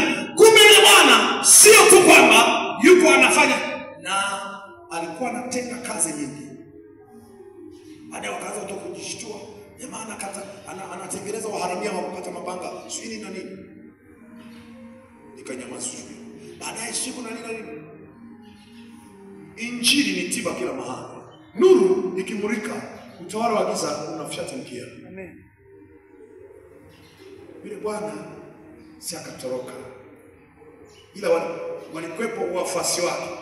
Kwa hiyo jamani, tusifanye haraka, hao watu ni tusi tukaanza tukashikana uadui hapa. Hamna, ili jambo kabisa. Aeroplane ya chini ya ardhi ipite, na aeroplane ya chini ya ardhi si uongo kabisa. Ndege ya hasi. Kumbe mtu anafichwa. Ndege ya hasi ipite. Kweli ile ndege ya hasi kapita. Aeroplane ya chini. Wizara ya usalama, wizara ya utafiti, yani yule ni wizara ya upelelezi wa chini kwa chini. Ikapita hiyo ndege ya upelelezi chini kwa chini. Wale maaskari wameshaona tukio. Alafu aliyemkata sio wa mbali. Mke wake anajua mume wangu alienda kwa mganga fulani, walikuwa wanaenda kubadilishana dawa.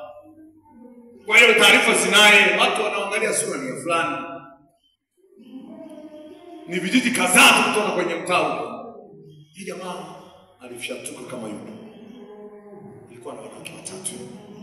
Walipigwa viboko wanawake, wa kwanza akapigwa ongea, wa pili akaongea. Watatu, wewe kama ni mhembo umeenda pale ni mgonjwa, chapa viboko utasema. Walipiga mpaka na wagonjwa walioodiwa.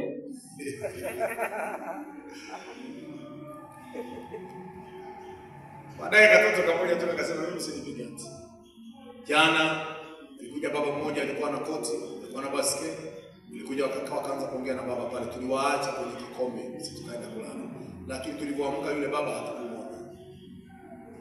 Haya basi. Piga tena wale wabibi. Tandika waongee. Paka na wanawake walikuwa wanaomba fimbo. Naomba na mimi fimbo, hawa ni watandiki. Hawahurumia wanawake wenzao. Wale waganga waliokuwa kwenye ubarosi huo wote wakaondoka. Nuru imetawala eneo, alafu giza linaondoka. Kuna utawala wa giza unafunga afya za watu, unafunga uchumi wa watu, unafunga ndoa, unakamata tabia za watu, wanakuwa na tabia za ajabu, za uongo, za ubakaji, tabia wakati mwingine za ukibaka, wizi. Kumbe kuna roho inayosupply hiyo kama silaha yake ya utawala kwenye eneo husika. Tawala ikikutawala hiyo nguvu, utakwenda kama inavyotaka. Roho ya mauaji, roho ya hasara. Kwa kuna vitu vinaendelezwa kwenye maeneo. Bwana Yesu asifiwe sana. Andika mambo haya. Madhabahu inayotawala hutumika pamoja na mtawala. Madhabahu inayotawala hutumika pamoja na mtawala. aliyeko kwenye eneo husika. Huwa ni mmiliki, huyu mtawala ni mmiliki anayeamua nini kifanyike, na anaweza kawa na vitendea kazi vifuatavyo. Vitendea kazi vya mtawala kwenye eneo mtawala wa giza. Cha kwanza kinaweza kikawa ni kwenye eneo la ndoa, akatawala kwa madhabahu ya uzinzi. Ufunuo 17 mstari wa 5. Utawala huu silaha hii anaweza kitendea kazi hiki anachoweza kukitumia kwenye mtaa kinaweza kuwa na athari kubwa ili madhabahu, na akawa na wajumbe wa kuihudumia madhabahu ya ukahaba. Kwa mfano kwenye mitaa mingi utakuta kama madhabahu ya ukahaba iko kwenye inatumika kama silaha, utawakuta watu wengi ndoa zinavurugika, zinaharibiwa ndoa. Kuna ndoa za mitala ambazo hazitaki ndoa halisi, lakini bado kutakuwa na washerati, kutakuwa na watu wa kujiuza, kutakuwa na mashangingi, kutakuwa na mashingo masa wengi wa kutosha. Wale mashingo kwenye eneo husika wasimbe, hataki tu kuolewa ajitawale, atachagua mwanaume atakaa siku mbili, atamtimua, atachagua mwingine, atamtimua, wale wanakuwa ni wa support wa ile madhabahu, wale wanamsaidia mtawala wa eneo husika kuendeleza ukahaba, kusupply ile wazo lake, ile sera yake kwenye mtaa. Sio wote wanawake wasiokuwa na waume zao basi wao wanatumika na mtawala wa giza, lakini kwa asilimia kadhaa ukifuatilia yule mtu ametengenezwa hicho aolewe hivi ili lengo aje awe sehemu ya msaidizi wa kumsaidia mtawala wa giza. Sera inatumika ni ukahaba kwenye eneo, na wachawi wa eneo watapandikiza hivi vitu kwa njia mbalimbali. Ndio maana sanakuta mtu anazaa mtoto huyu, anazaa huyu. Ukiuliza watoto watatu wote, kila mmoja na baba yake, ujue kabisa utawala wa sera na mtawala ni ukahaba, ni madhabahu ya ukahaba.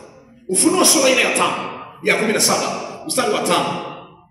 Huyu ni mpinzani, ni mtawala wa giza anayekinzana na mambo ya Mungu. Babeli, mama wa makahaba, mpinzani wa Mungu. Babeli ni mpinzani anayesema kinyume na Bwana.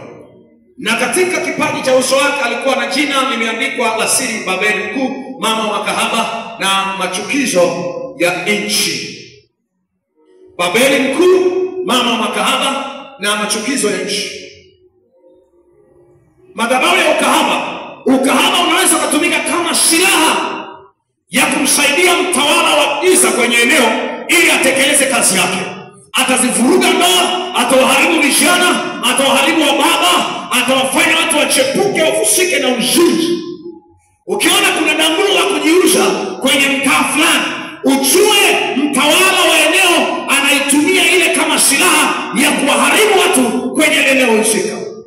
Akumbuka kipindi kidogo hapa tu mtaa wa pili kulikuwa na madanguro ya kutosha, watu wanajiuza. Watoto wadogo wamemaliza shule, wengine hata wamaliza shule. Mtu anafanya kazi za makitorio, anafanya kazi ngumu, amesaga mawe, ameosha, amepata mgao, anakwenda kununua.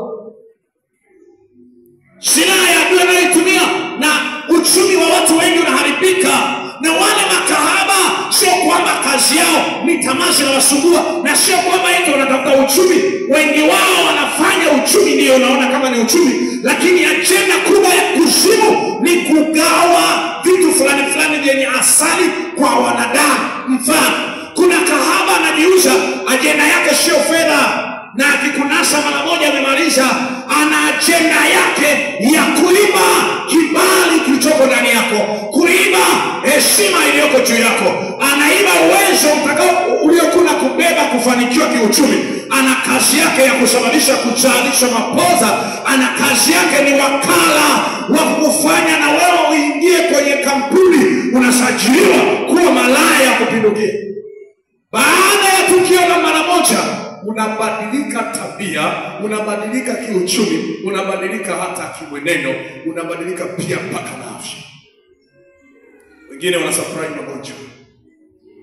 Dada mmoja alikuwa nje ya nchi huko. Baba mmoja akaenda nje ya nchi, akamkuta yuko tu anafanya kazi pale guest. Akajipitisha tu pale guest.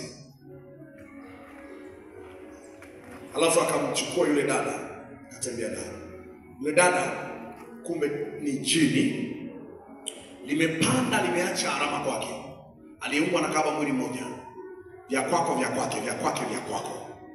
Aliondoka na asali nyingine bila kujua.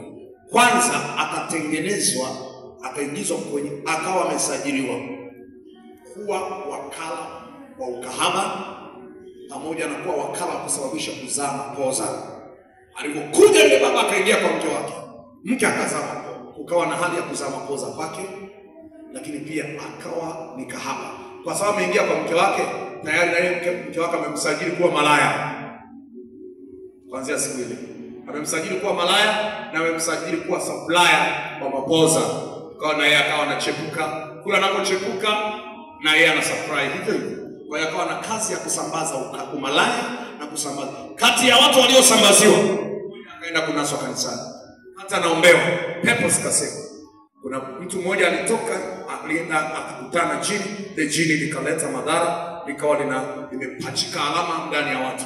Kwa hiyo tayari yule mtu akawa malaya na akawa anasambaza hali ya kuharibu uzao. Ndiyo kazi iliyokuwa inafanyika na yule kahaba alionekana anajiuza.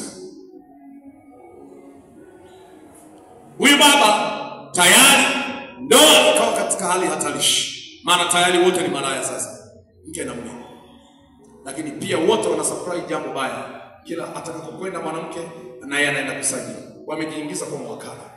Ndio maana wanapenda kusema wale mabinti na vijana wanaofanya interview kabla ya kuolewa wanaweza wakapoteza ndoa zao kabla ya wao kutaka kuolewa.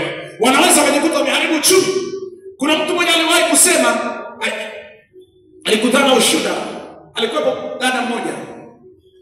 Yeye alikuwa ana mvuto, akiingia kila mahali ananasa, atanasa vijana wawili au mmoja.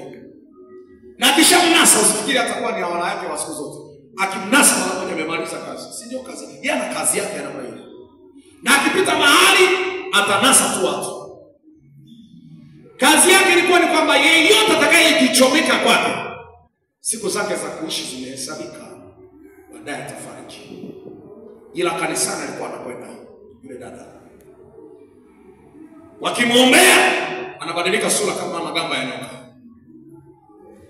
Kwa sababu tengeneza kikundi cha maombi na yeye.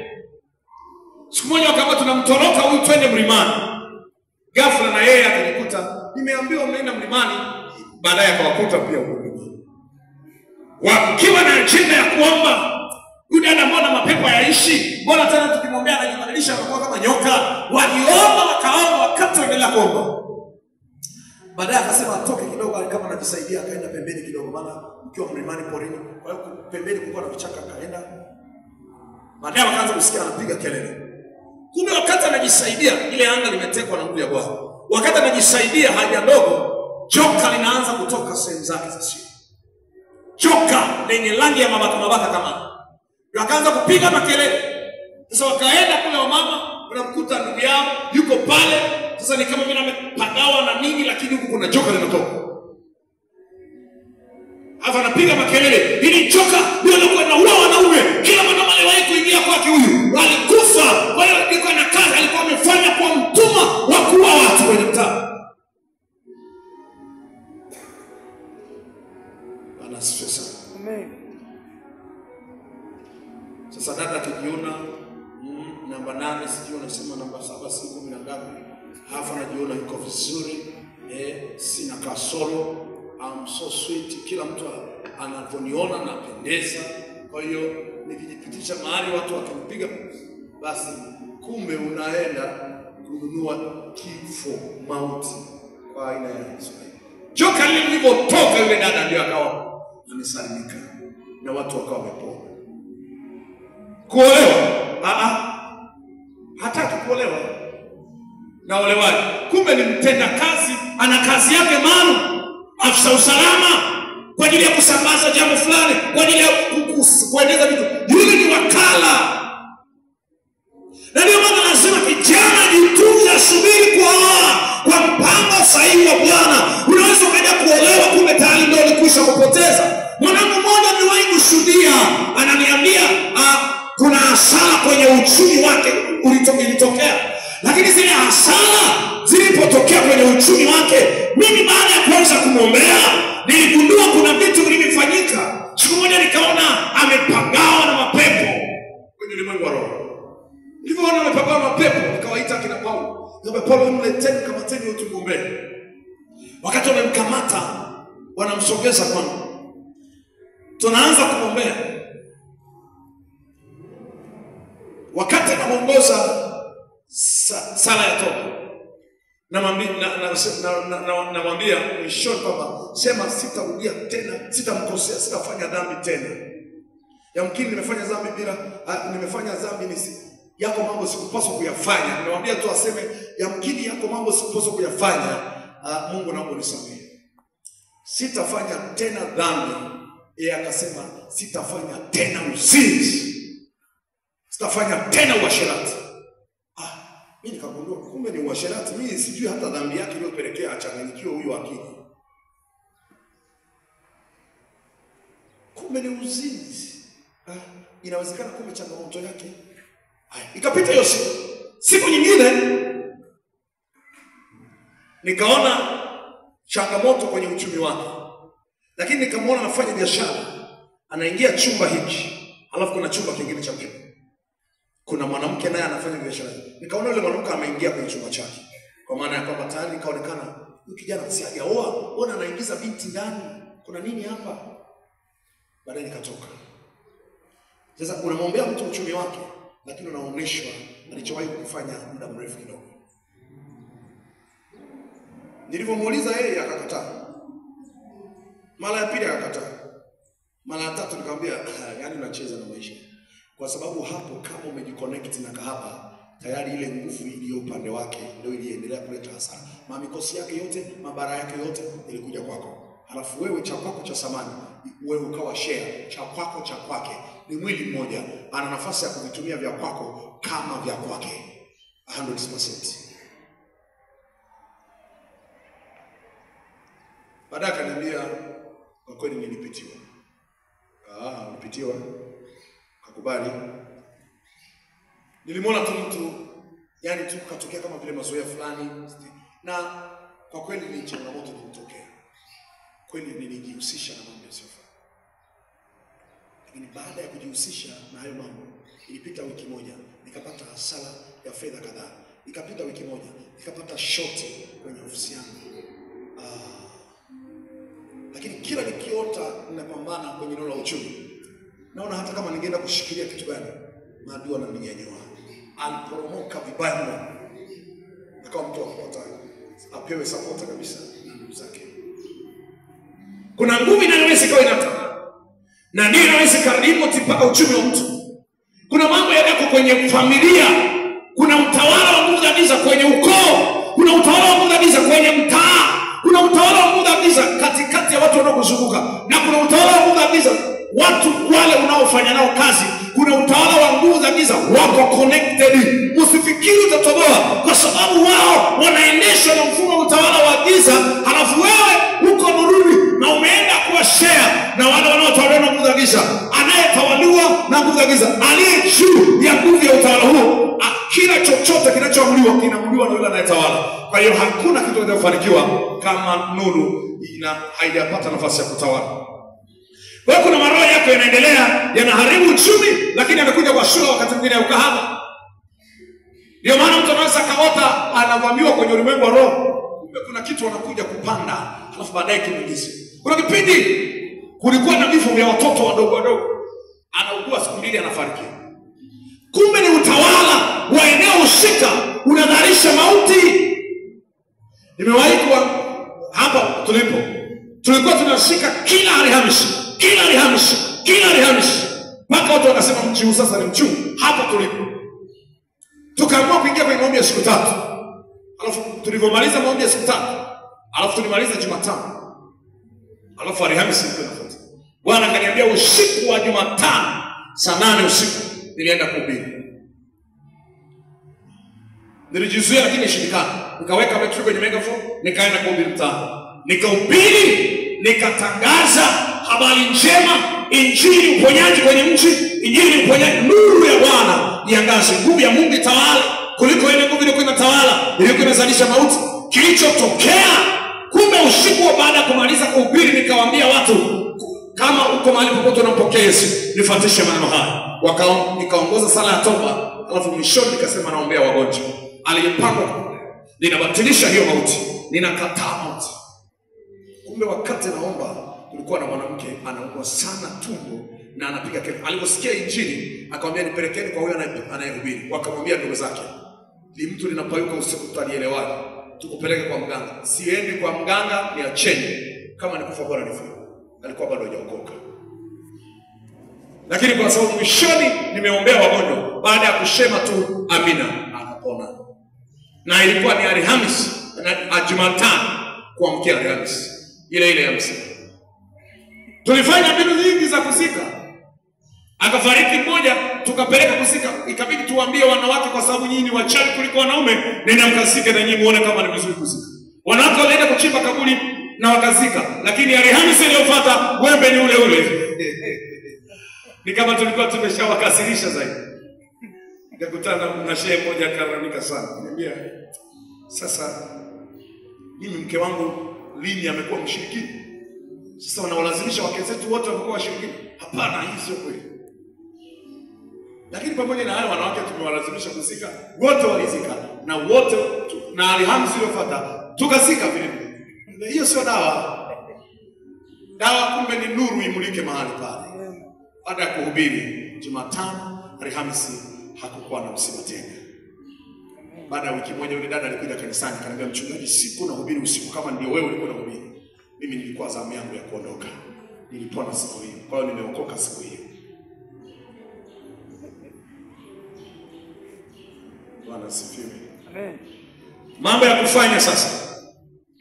Kwa sababu nguvu za utawala kwenye maeneo zinatenda kazi.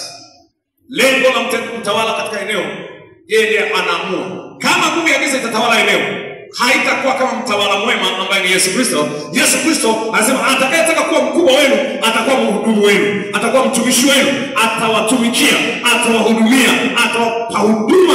Lakini ikiwa anayetawala na ufalme wa giza, ina maana ya kwamba yeye atawatumikisha, atawateka. Tumeona kwenye Korinto sura ile ya 11 mstari wa 20, anawatia utumwani, anawapiga upofu, anawameza, anawateka nyara, anawapiga ushauri, anaendelea kuwapofusha, anaiba ufahamu, anaendelea kuwatumikisha. Sasa kama watu wametiwa utumwani kulingana na mazingira, tiba yake ni nini? Mambo ya kufanya.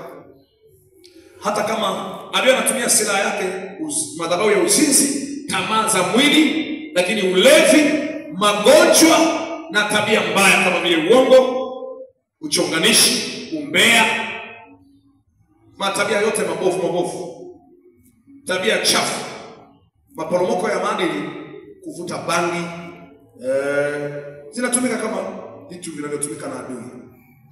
Utaona mtu silaha anazozitumia adui katika maeneo inaweza kuwa tamaa za mwili ambazo zinaambatana na wizi, dhuluma, tamaa ya mwili, uzinzi, uasherati, kukosekana nidhamu, kukosekana utii, kukosekana maadili, magonjwa yanaweza kutumika. Mimi sijui silaha gani inatumika kwenye ukoo wenu, kwenye mtaa wenu.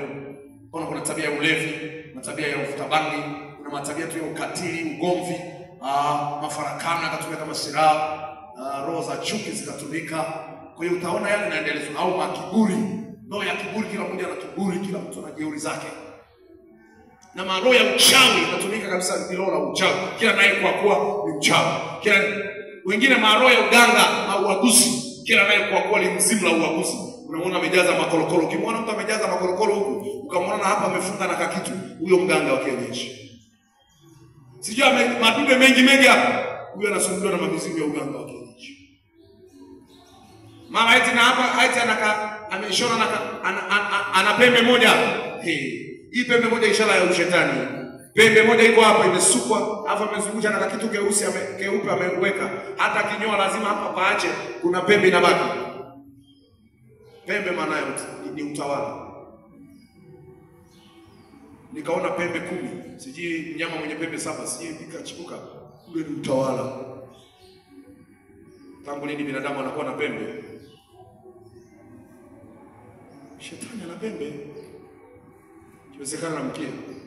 Hatujui kama zile hirizi ndio mkia ndio nini, sijui sana. Bwana sasa. Kwa hiyo mambo hayo lazima tufahamu sisi tuliokoka na tuwe na namna ya kupambana. Jambo la kwanza, ili kusaidia, hakikisha umepewa Roho Mtakatifu ambaye atakujalia kuwa na hekima na ufunuo au macho ya kiroho, masikio ya kiroho, ufahamu wa kiroho. Efeso 1:17 hadi 23, ya kwamba upewe roho wa hekima na wa ufunuo ili upate kumjua yeye. Macho ya mioyo yenu yatiwe nuru mpate kufahamu. Kwa hiyo unapaswa uwe na macho ya kiroho, ufahamu wa kiroho, ili kusudi uweze kuingia kwenye mfumo wa kuharibu zile kazi. Lazima uzione. Inawezekana kuna mambo hayaendi kwa sababu ya utawala. Msingi wa maisha kwenye ukoo wenu, kwenye familia yenu, iwe ni kwa habari ya ndoa, kwa habari ya uchumi, kwa habari ya uzao, kwa habari ya afya na kadhalika, kwa habari ya kifo, kwa habari ya elimu, kwa habari ya tabia, msingi unaweza ukawepo wa maisha unaotawala ni msingi wa giza. Hata wale unaoona kama ni msaada, inaweza kuwa ni wajumbe wa utawala huo. Anaweza kuwa shangazi, anaweza kuwa ni mtu katikati yenu anayehusika, anaweza kuweko mganga katikati ya ukoo, lakini yeye ndiye anahusika na kutambikia. Wale ni wazaliwa wa kwanza. Anaweza kuweko mhudumu wa hizo madhabahu za utawala wa giza katikati yenu, na anawafahamu wote. Akienda kwenye kufanya ibada kwenye madhabahu, anawataja wote, anawafunga wote, kiuchumi, kiafya. Ndio mtafanikiwa kwa mujibu wa taratibu za mtawala. Mungu anatupa nguvu ya kupata utajiri. Sera yake ni nzuri kwa baya uchumi. Tutabarikiwa katika kila tunalotia mkono kufanya, tutabarikiwa. Tukimsujudia yeye, tukimtii, tukimsikiliza. Sera yake ni nzuri. Ndoa na iheshimiwe na watu wote. Sera ya Bwana kwa habari ya ndoa. Hamtakufa kabla ya wakati, wala hakutakuwa na mwenye hesabu ya siku zake. Hata kila mmoja hautakufa kabla ya wakati. Siku za waovu zitaongezwa kwako, wenye haki wataongezewa miaka ya walevi na waovu huko, lakini sio miaka ya kwako aongezewe mlevi. Ila kama utawala ni wa giza, mlevi anaweza akashia miaka yako, mchawi anaweza akaongezewa ya kwako, malaya akaongezewa miaka yako asurvive, ila wewe unakufa. Mlevi akabeba heshima, kahaba akabeba heshima zako, ukaishiwa heshima, yeye akaondoka kule, anaheshimiwa kwenye ule ufalme, anafanya kazi nzuri na anapongezwa. Amekunasa na mlokole, anapewa na zawadi yake. Amekutoa kwenye line, wanatafuta uchumi lakini wanakuteka kwa ukahaba, tayari kila kitu kinaharibika. Ana duka linakwenda vizuri, anaanza kujihusisha na uzinzi, duka linaporomoka, vitu vyake vinaharibika vyote. Ndoa ilikuwa imetulia, anaanza kujihusisha, utawala wa eneo husika unamchochea. Kuna watu walihamia mitaa, wakakuta watu wanavaa nguo zinakomea huko, wakawa wanaona kinyaa. Walifika kwenye mtaa, wakawa wanaambia yule mwanamke huwa ni mzinzi, yule mwanamke ni malaya acha kabisa. Si ni mke wa mtu, ni malaya acha kabisa. Yeye yuko kwenye yule mtaa, anashangaa ghafla zile roho zinamvaa na yeye anakuwa mzinzi kuliko hata wenyeji. Amefika mahali, lakini nguvu ya utawala iliyoko pale hakushughulika, imemtawala.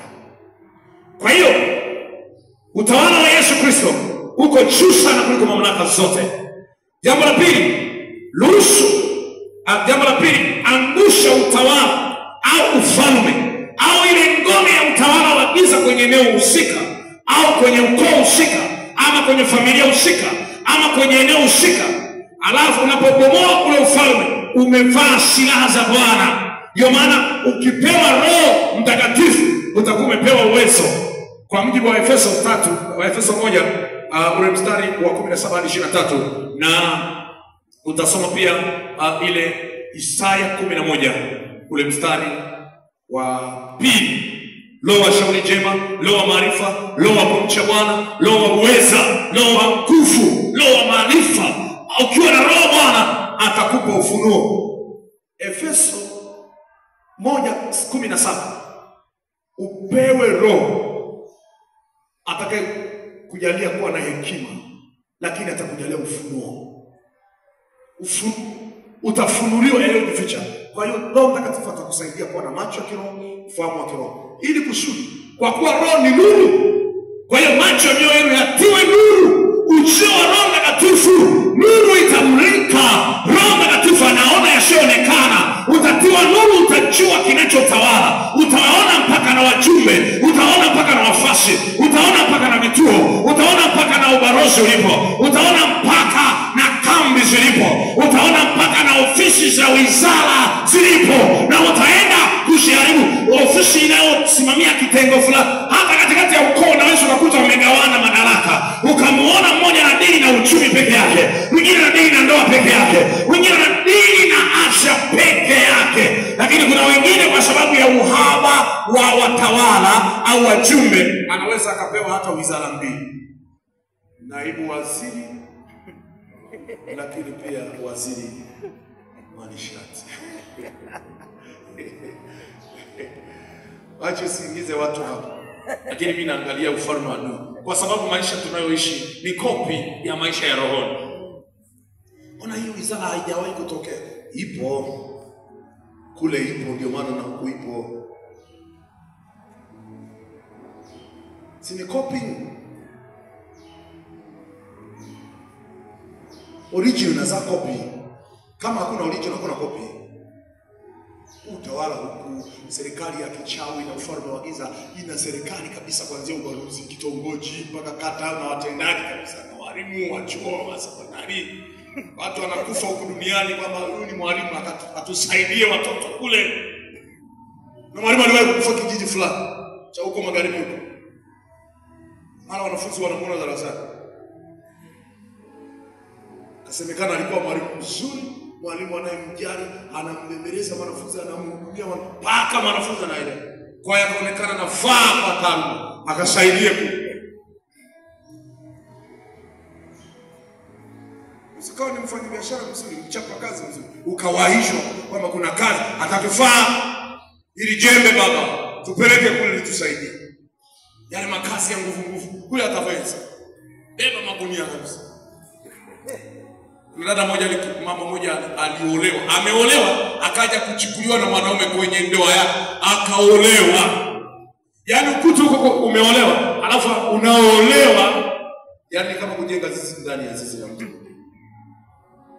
Alipoolewa, yule bwana ni mtaalamu. Akaenda, akawa naota, yuko kwake anaosha vyombo, shughuli zote na unyumba, kila kitu, anafagia kiwanja, anafua nguo za mume wake, ila yuko kule kwa mwanaume aliyemchukua. Alafu mwanaume akawa anaamka amechoka sana, yule mwanaume sasa aliyemuoa. Yaani wakati mwingine amechukuka, vipi mbona unachukuka ni mgongo? Yaani usina umechoka tu. Sasa yule dada, hii kesi ya madoto yake akaamua kuokoka. Alipoenda kanisani, wakati anaombewa, mashetani akasema, huyu ni mke wetu.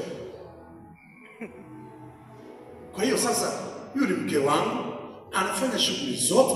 Tukaona rafiki yake aliyempenda, asa haina shida, akawa anatusaidia. Tuna store pale, anapakia magunia kwenye store, anashusha na pakia kwenye malori yakileta magunia, kuna store pale ya mpunga, mwanaume anateremsha usiku kucha. Kwa hiyo ndio maana kuta pia anachubuka au amechoka hivyo, kwa sababu alipenda awe rafiki na huyu. Kwa hiyo huyu anapoendelea na shughuli zake, na huyu baba asikae tu sasa, wafanye kazi wote.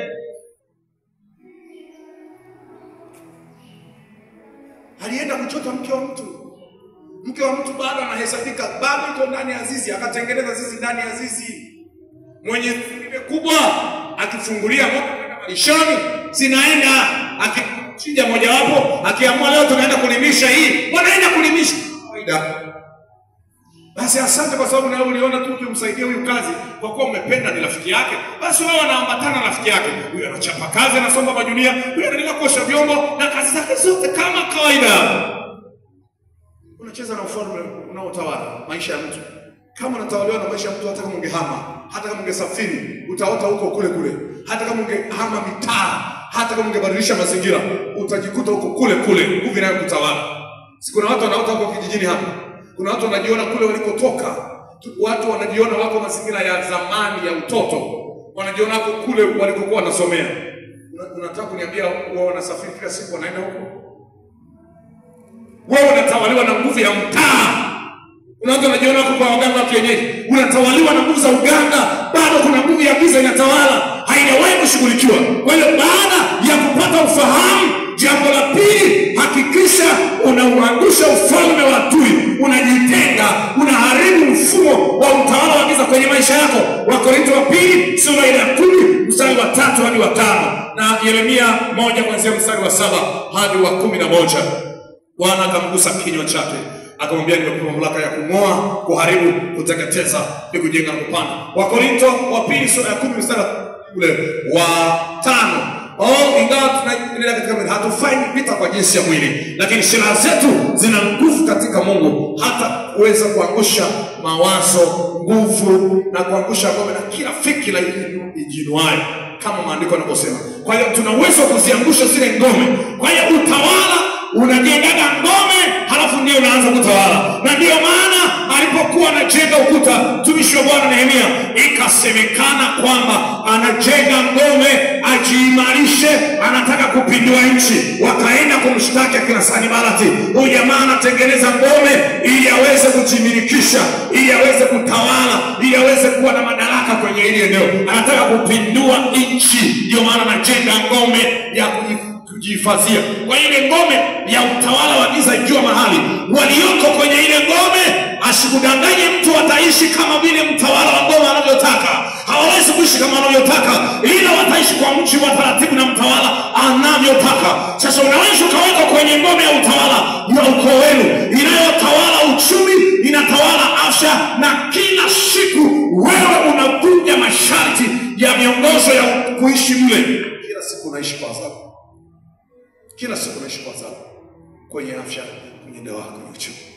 Lazima upindue utawala uliopo. Bwana Yesu asifiwe sana. Lakini pia bomoa madhabahu zinazohusika na huo utawala.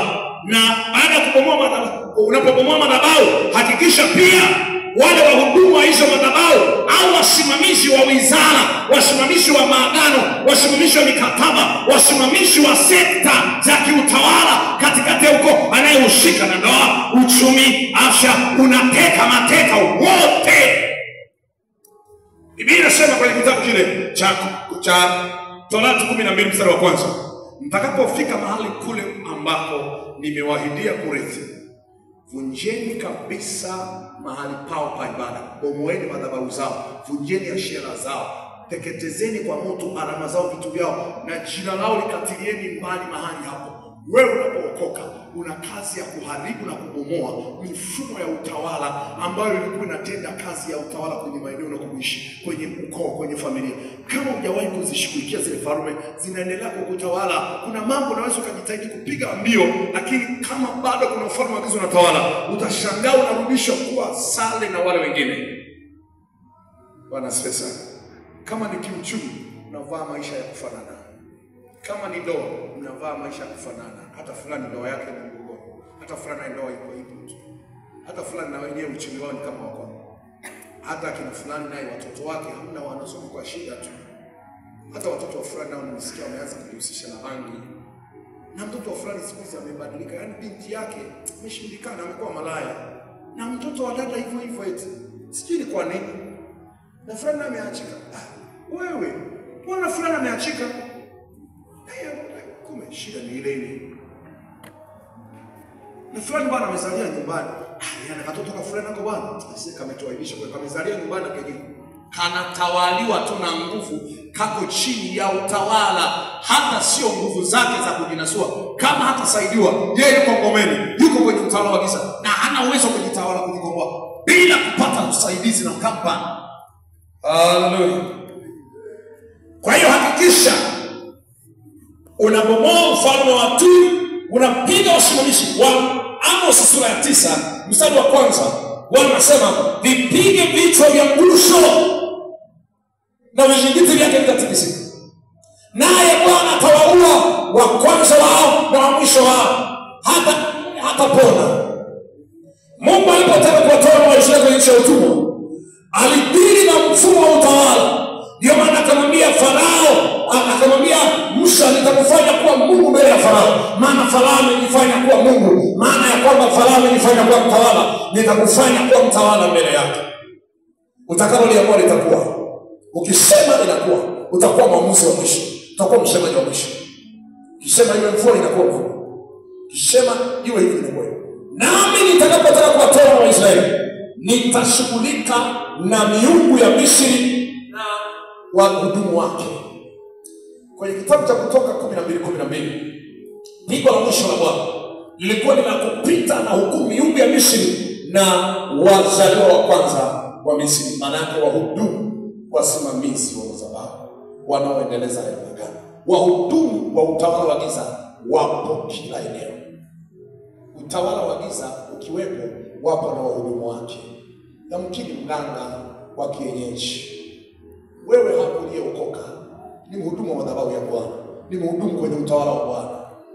Unaweza kuwasaidia watu kwenye mtaa ulipo kwa kusimamisha nuru ya utawala wako. Kashangaa kuna nuru inaanza kumulika na mazingira yanaanza kubadilika. Lakini akiwepo mtawala wa giza kwenye eneo lile linakuwa giza. Na yanayotendeka yanatendeka ya giza. Hata waliokuwa wanatenda mambo ya adili, ghafla ile nguvu ya utawala wa giza inawaweka chini ya mfumo, wanaanza kwenda. Utaokoka vipi? Sasa basi, baada ya kuvunja utawala wa giza, simika ama ruhusu utawala mpya wa mwana kondoo. Vita tulionayo, Efeso 6 mstari wa 10 hadi 12, vita tulionayo ni vita juu ya falme. Kushindana kwetu si juu ya damu na nyama, bali juu ya falme na mamlaka, wakuu wa giza, majeshi ya pepo wabaya. Kushindana kwetu, kwa lugha nyingine, vita tulionayo sio ya mwilini. Na ndio maana mimi sihubiri masuala ya serikali, wala sihubiri masuala ya mfumo wa utawala wa dunia. Hii nahubiri habari za ufalme wa Mungu. Ndio maana nakwambia kushindana kwetu, naongelea ufalme wa roho. Kushindana kwetu, vita vyetu tulivyo navyo kwenye maeneo ni juu ya falme, mamlaka, majeshi ya pepo wabaya, nguvu za giza kwenye maeneo. Bwana Yesu asifiwe sana.